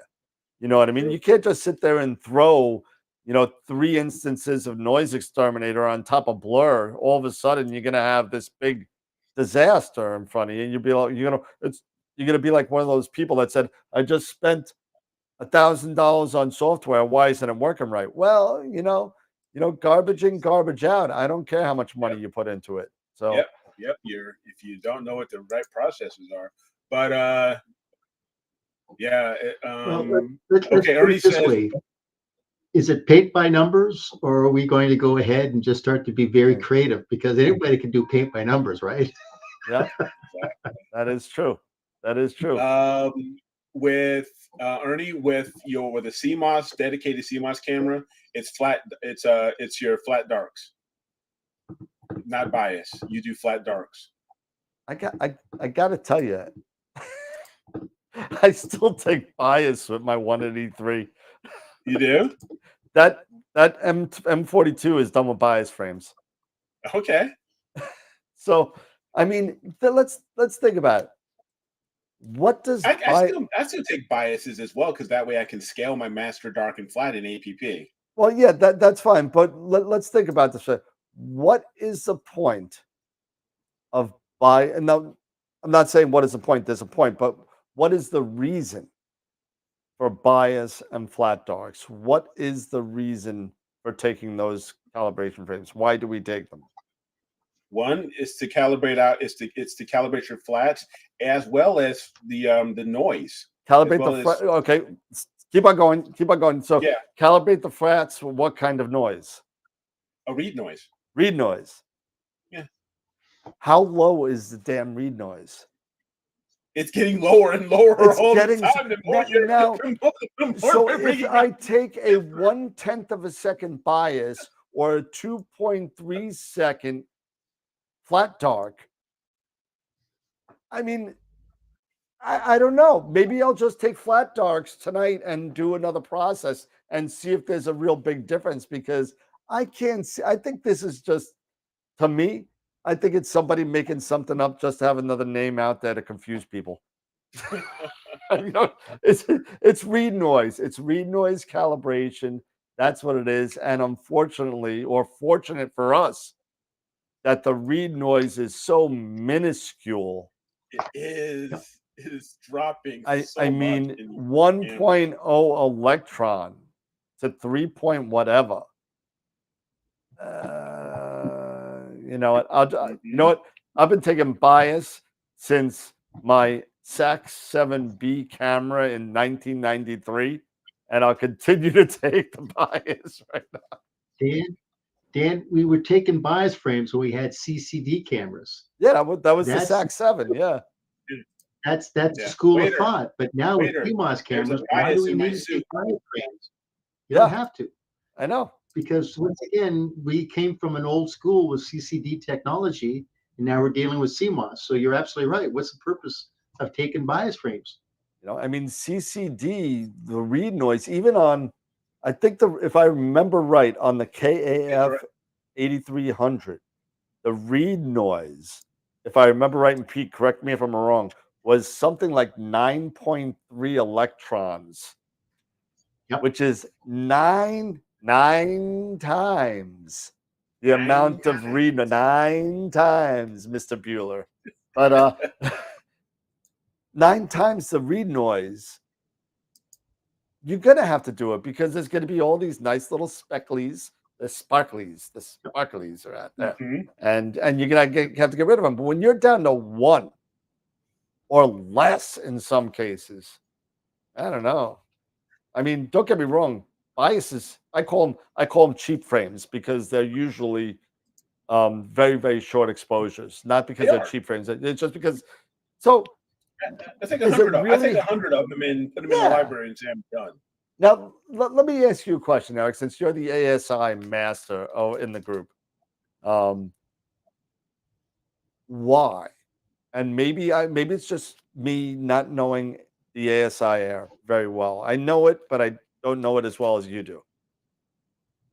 Why, when I take bias, flats, or darks in preview, right? In preview. In preview. I'm sorry, is it preview? It's not plan, it's preview. Yeah, I do it in preview. Or auto run. Auto run. I'm sorry, auto run. Auto run. My bad. Okay. An auto run. Thank you. When I do it in auto, why does ASI Air want to load up every damn frame on my screen? I really don't want to see the darks, the flats. It literally wants to load it up. It just doesn't. Yeah, I know. Yeah, it takes so much longer. Yeah, you want to see. Now, with flat, I get. Well, I don't know, especially with calibration frames. I don't know because it's once you do it in preview, once you've got your stuff done in preview mode, and then you're satisfied with your previews. Yeah, I don't know why you just don't go to auto run and run them, and it just does them instead of bringing in and displaying each and every one, each and every frame. I do not know. Yeah, that's something I think that needs It's to just be. like, I don't know. I'm just like, it's like, okay, I've done my preview. I'm satisfied with how the way it's going to look. Go. Then run it. Yeah. just keep going. I don't need to see anything. Just keep going. and one other thing that I think, you got the ins and out with the ASI Air, talking to people and stuff like that. Another thing that annoys the crap out of me about the ASI, and I'm trying to remember what the hell it was. It was, why do I have to delete 400 JPEGs out of my folder? Why is it saving the JPEGs? Stop it. I'm not going to use them. I'm not even going to look at them. They're compressed to hell. Why do I want? Please, maybe you could convert me. I think I don't know if it's converting once you're actually looking at the JPEG instead of the actual fit file. When you're doing, when it's doing those light frames, I don't know if it's actually converting those fit files into a JPEG, so you can see it on the app, maybe. So you can see it on the app. Exactly. All right. That's what I'm thinking is because there's not really any type of fit reader for iOS or anything, or anything like that. That's what I'm thinking. I'm only speculating. Okay, so that would make sense, but you know what? It still sucks. It still sucks. It does, but what? For me, it doesn't matter because I have everything hooked up over my network. I just drag over. I log in. I can actually get to the ASI Air. Oh yeah, me too. But it's just through the network, and I just drag the fits, and then I just format or I just delete everything off the flash drive when I'm done. Yeah, start over again. But you know what? To me, it's just another step, though. It's just another step. That's not a step. That really doesn't count as a step. Dude, you can erase. And then erase. Okay. Are you sure? Yes. Boom. You're done. Dude, I'm so old. I have to remember to unzip my fly to go to the bathroom. And you want to remind me to sit there and erase something off one of these that I shouldn't have to. It should be in a separate folder. Is that, the reason why Nina doesn't do that is because Nina actually, within it actually converts. You can actually see the preview. You can actually see the fits Correct. You know, you can actually see your actual fits file.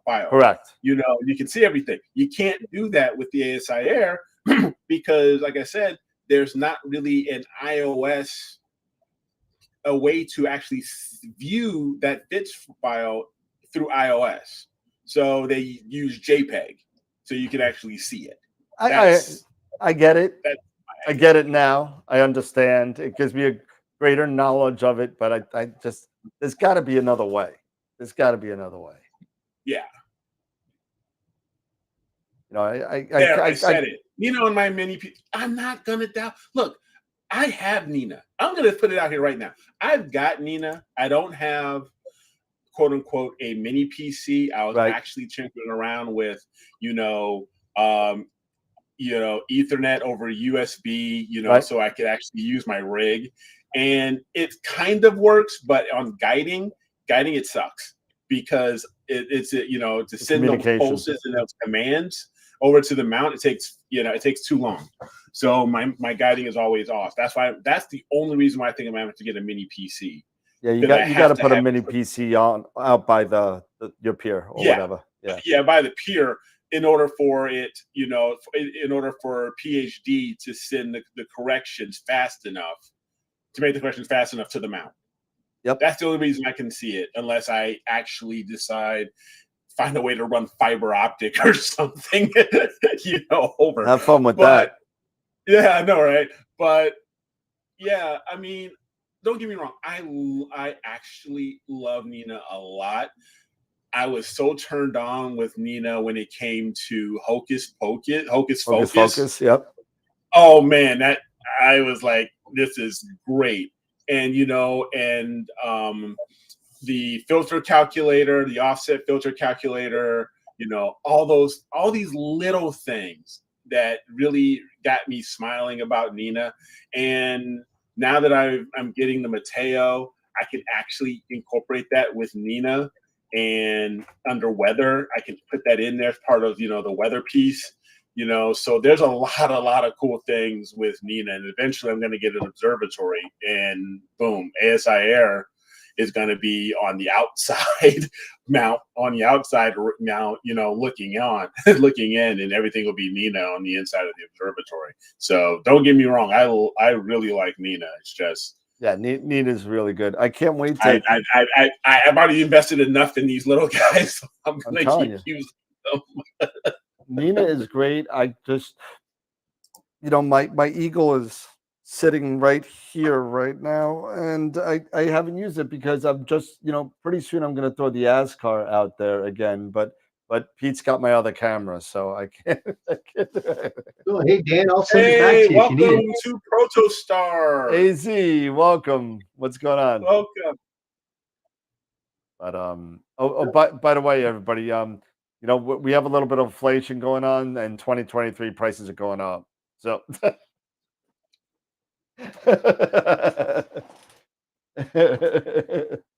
price of gas going up. Dan, do you use Hocus Focus? Yes, I do. Yep. Sometimes it acts a little funny for me. Sometimes I turn it off just because I don't want to deal with it, and I let Nina do its thing. But most times Hocus Focus is pretty good. The only time I have a problem with Hocus Focus is when I start switching profiles, because I haven't set them up all the way with every single I got like 7 different profiles on there. So, when I go back and forth, I got to remember if I switch things, I got to switch Hocus Focus too. So you got to kind of do that. And sometimes I forget, and then I just like, I forgot. I'll turn it off, and I'll just let Nina do its thing, and it works. Run your S3 images through and use aberration inspector. I've done that. I've done it with CCD inspector. Let me tell you, it's crazy. I'm gonna have to wait for it to come back, and I'm gonna have everybody come over, whoever's on Long Island, and just come and hang out one night, and we'll drink some wine and do aberration as inspector all night. Oh, there you go. I rest my case. That's the problem, Dan, is how much wine's been drunk before you actually start imaging. There it is. Hey Dan, we're getting close. We're getting close towards 10 o'clock here. Do you want to go ahead and do we have a spin the wheel? We have a for lot anything? to do. All right. We got a lot. So This before is the last, the last one before Christmas. So well, not only that, but we have host picture of the year on Friday. on Friday. We got picture of the year. Guys, go vote for picture of the year. Right, we got 45. Yes. We have 45 votes in there right now. I didn't block it. We got to crank that number up. We got to crank that number up. Got to get more. Got to get more votes on that. I So mean, go and vote. You guys, I love you guys. If you guys can put your names and everything to sign up for the giveaways and stuff like that, and I can see an Astropalooza close to 200 some people on the pie. No, Astropalooza had almost 400. Yeah, 400. If I can see that there, then come on, guys, do the same thing for our just take a few seconds and take a look at the pictures of the week and pictures of the month and vote there too. Just pull up the website while you're in there voting, signing up for everything else. So I did some work on the website today, and now that Astropalooza has come and gone, so sad. Mm-hmm. But just so everybody knows, I'm leaving the shirt available until 12/31. So if anybody wants a shirt, you get it, and all the proceeds still go to. We already pulled the wheel for the club, the Central Appalachian one, but the proceeds will go to them. So just saying, get the shirt. I got one. It's pretty cool. Hats are cool too. There you go. All right. Where is it? So when you go, so pictures. So voting. Go to image contests and vote. So this might take a couple times. We have a lot of pictures on here, so it may take a couple of loadings. So here's a couple. This is this week's pictures. Okay. So vote this, and we only had 2. Okay, we got a flameless, starless flame by Carl with the tadpoles again, and Craig Stocks with his M81. I'm sorry, M82. M82. Ridiculous. M82. Yeah. Ridiculous. November picture of the month. I know who won already because that was last week. That ended. So we'll go over that. Picture of the year ends December 23rd. All the pictures are up for picture of the year. So go and vote for picture of the year. A lot of really good. Oh, what happened to November? November's didn't pop up. You have 54 answers. So November's didn't pop up, but what I'm going to do for November, and we'll go over the winner for November. Whoever won November, I'm going to give an average of the votes, so you'll be able to kind of not be so far behind. I kind of have to do better planning with that next year. But so picture of the year is not the cup, so it's not the wine tumbler. And then the host picture of the year is done. So we're going to give that. We're going to find out who won that tonight too. All right. So let's go to. There it is. And YLP. And then the last picture of the week we didn't do. So the last picture of the week goes to the Tarantula Nebula from Brisbane, Australia. So that was a really, really good image. I'll show that in a second. Let's see, the media, open link, a new tab. So congratulations, Stefan, Mr. Berg. That's the Tarantula Nebula that won last week. Look at that. That was Chris Jensen. Insane. Yeah. Wow. That is fantastic.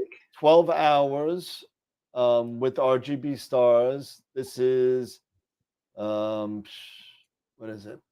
A William Optics Zenith Star 61. That's what and you know what? This is what proves that a high quality doublet. Yep. A high quality doublet compared to an inexpensive, cheap triplet. Yep. That shows, what a high quality doublet can do. So not a shock, that one. And then we got picture of the month of November. Where is it? Picture of the month November. Here we go. Picture of the month November.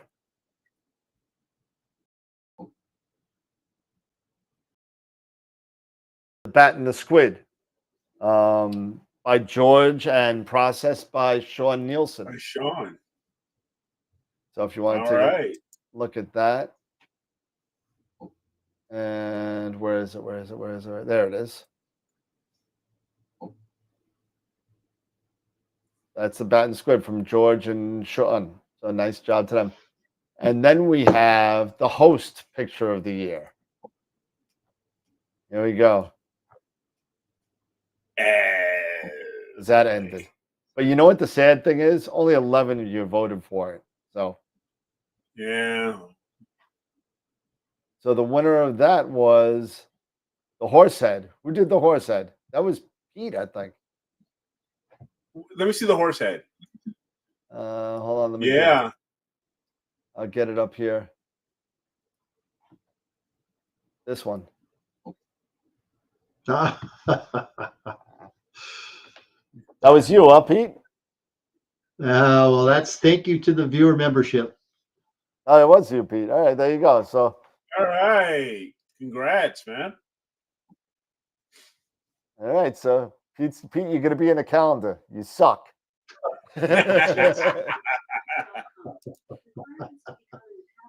Oh, all right. I tell you though, shut up. This has been a great. You know what? Maybe what we'll do is we'll do it on Friday. Or actually, no, we'll do it before New Year's. We ought to just kind of have a year-end review, talk about everything that we've done, because this year has really been something special. So we should definitely maybe dedicate a night to it, maybe like next Friday night or something. Yeah, cool. That'll work. Year in review. And then we're gonna have to do the wheel, right? We gotta do the wheel. For the $50 gift certificate to Camera Concepts. Let's see. Let me get it up here. Mars Cam giveaway. It's not the Mars Cam giveaway.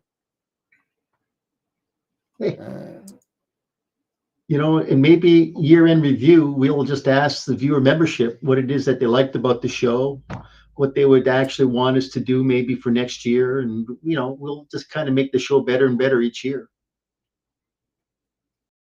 That's the goal. Consistent improvement. All right, here we go. There's the wheel. 86 oh my God, entries. $50 to Camera Concepts. There we go.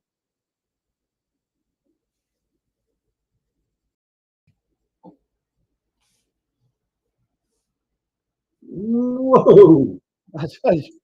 Oh, man, Jim. All right. Man, he's lucky, isn't he? Yeah, really. What the hell? I have to take him off the wheel. Hey, you know what? They're going to say that this is rigged. You know that, Dan. I can't. I'm doing it live. There's nothing I can do.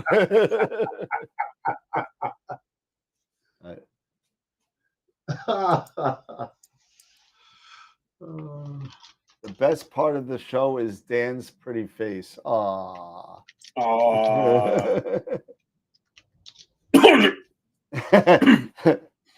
Thanks. Dylan, thank you. Thank you. Doesn't get better than this. What a great show. Thank you. You're all awesome. And listen, you know what? Please feel free to kind of go and join us either on YouTube, Facebook, Twitter, Twitch, Discord, whatever. Be part of the community. Be part of the hanging out. Like today, we were talking just about BSing about guiding or pictures or Pix Insight or whatever.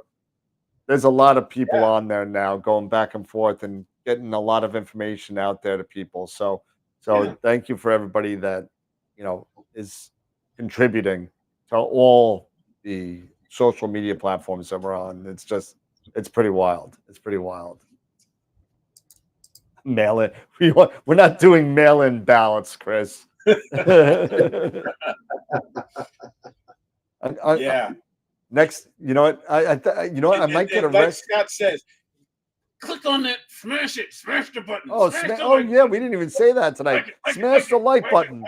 Smash that like button if you like. If you like it, smash it. Smash that beautiful thumbs up. And you know, there's 26 people watching and 30 watching, 26 thumbs up. So smash it. The Lenovo's. We could do a Lenovo spin. We could do a Lenovo spin. Let me pull that up real quick.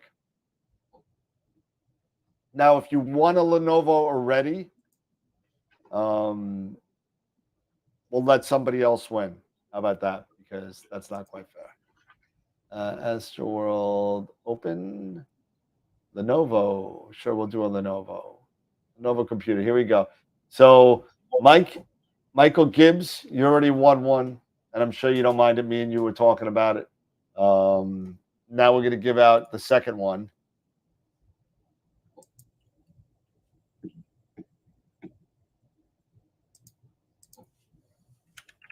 All right, well, Jay, and I did not rig this. This is not rigged. So, Jay, here you go.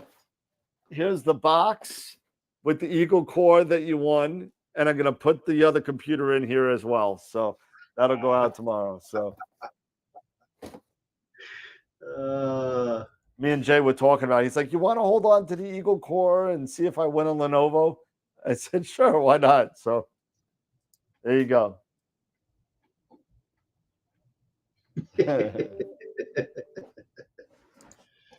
He's like, "Yeah." Oh, it is the third one. Who won the second one? I don't even remember.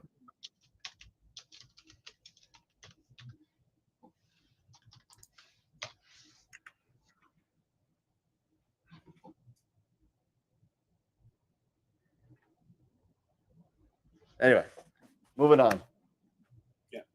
All right. Well, it's 10:58. Mark, you and I got to talk after that. That's why it didn't come in. I forgot that this was a closed raffle, so I got to give you a refund for your tickets. I do apologize about that.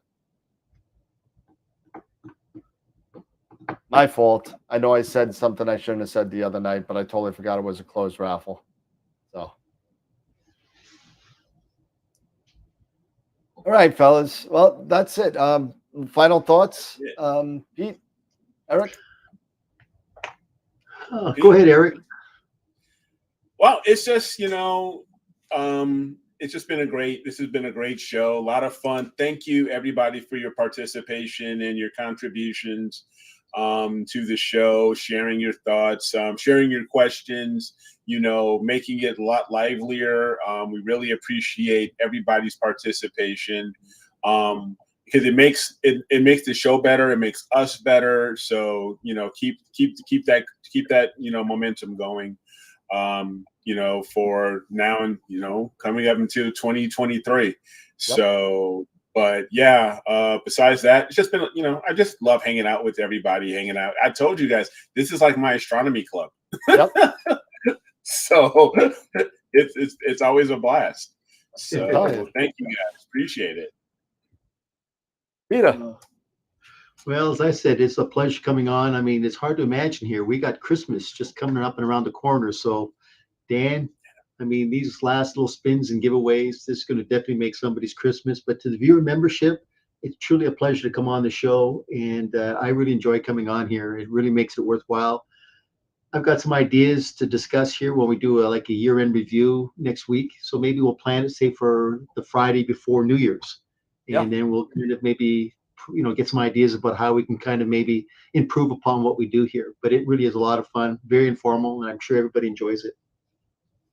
Yeah, next year what I got to do is I got to write notations of funny things as we go through shows through the year and I'm never gonna find the stuff that I want to find online of the funny stuff that happened, to make like a little montage of the year in review. But I'm never gonna find everything that happened, and if I don't take notes, like an off the rails reel, kind of thing, Yeah. But That would be kind of cool where, somebody cracks a joke and you go, hey, I remember that joke. You got to write it down and then go back to the video and then do a video montage that would show it the year. That's a good idea, Dan. just I like that. write the date and the time it happened, and that's I got my notepad over here somewhere, but I don't even know where it is right now. There it is.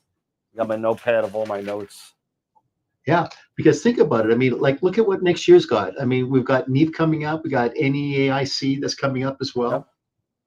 The star parties are all coming back now. I mean, there's going to be a lot of activities going on. So there's going to be some chances to kind of meet a lot of the viewer memberships that we'll see them face to face, and we'll get a chance to kind of shake hands and maybe break bread together and drink beer, which would be kind of fun. But it's going to be interesting to see how 2023 does kind of come about and how it lays out. Yeah, well, NEAF is going to be cool. And for those of you guys that are thinking about going to NEAF, we got about a week or so. Tickets go on sale on January 2nd or 3rd, that Monday, whatever it is. So they do. Yeah. And I mean, if you've never been to NEAF, you should go at least once. It really is something kind of unique that it really is something special. Yeah. We might have something real special this year, but we'll see about that. More to come on that.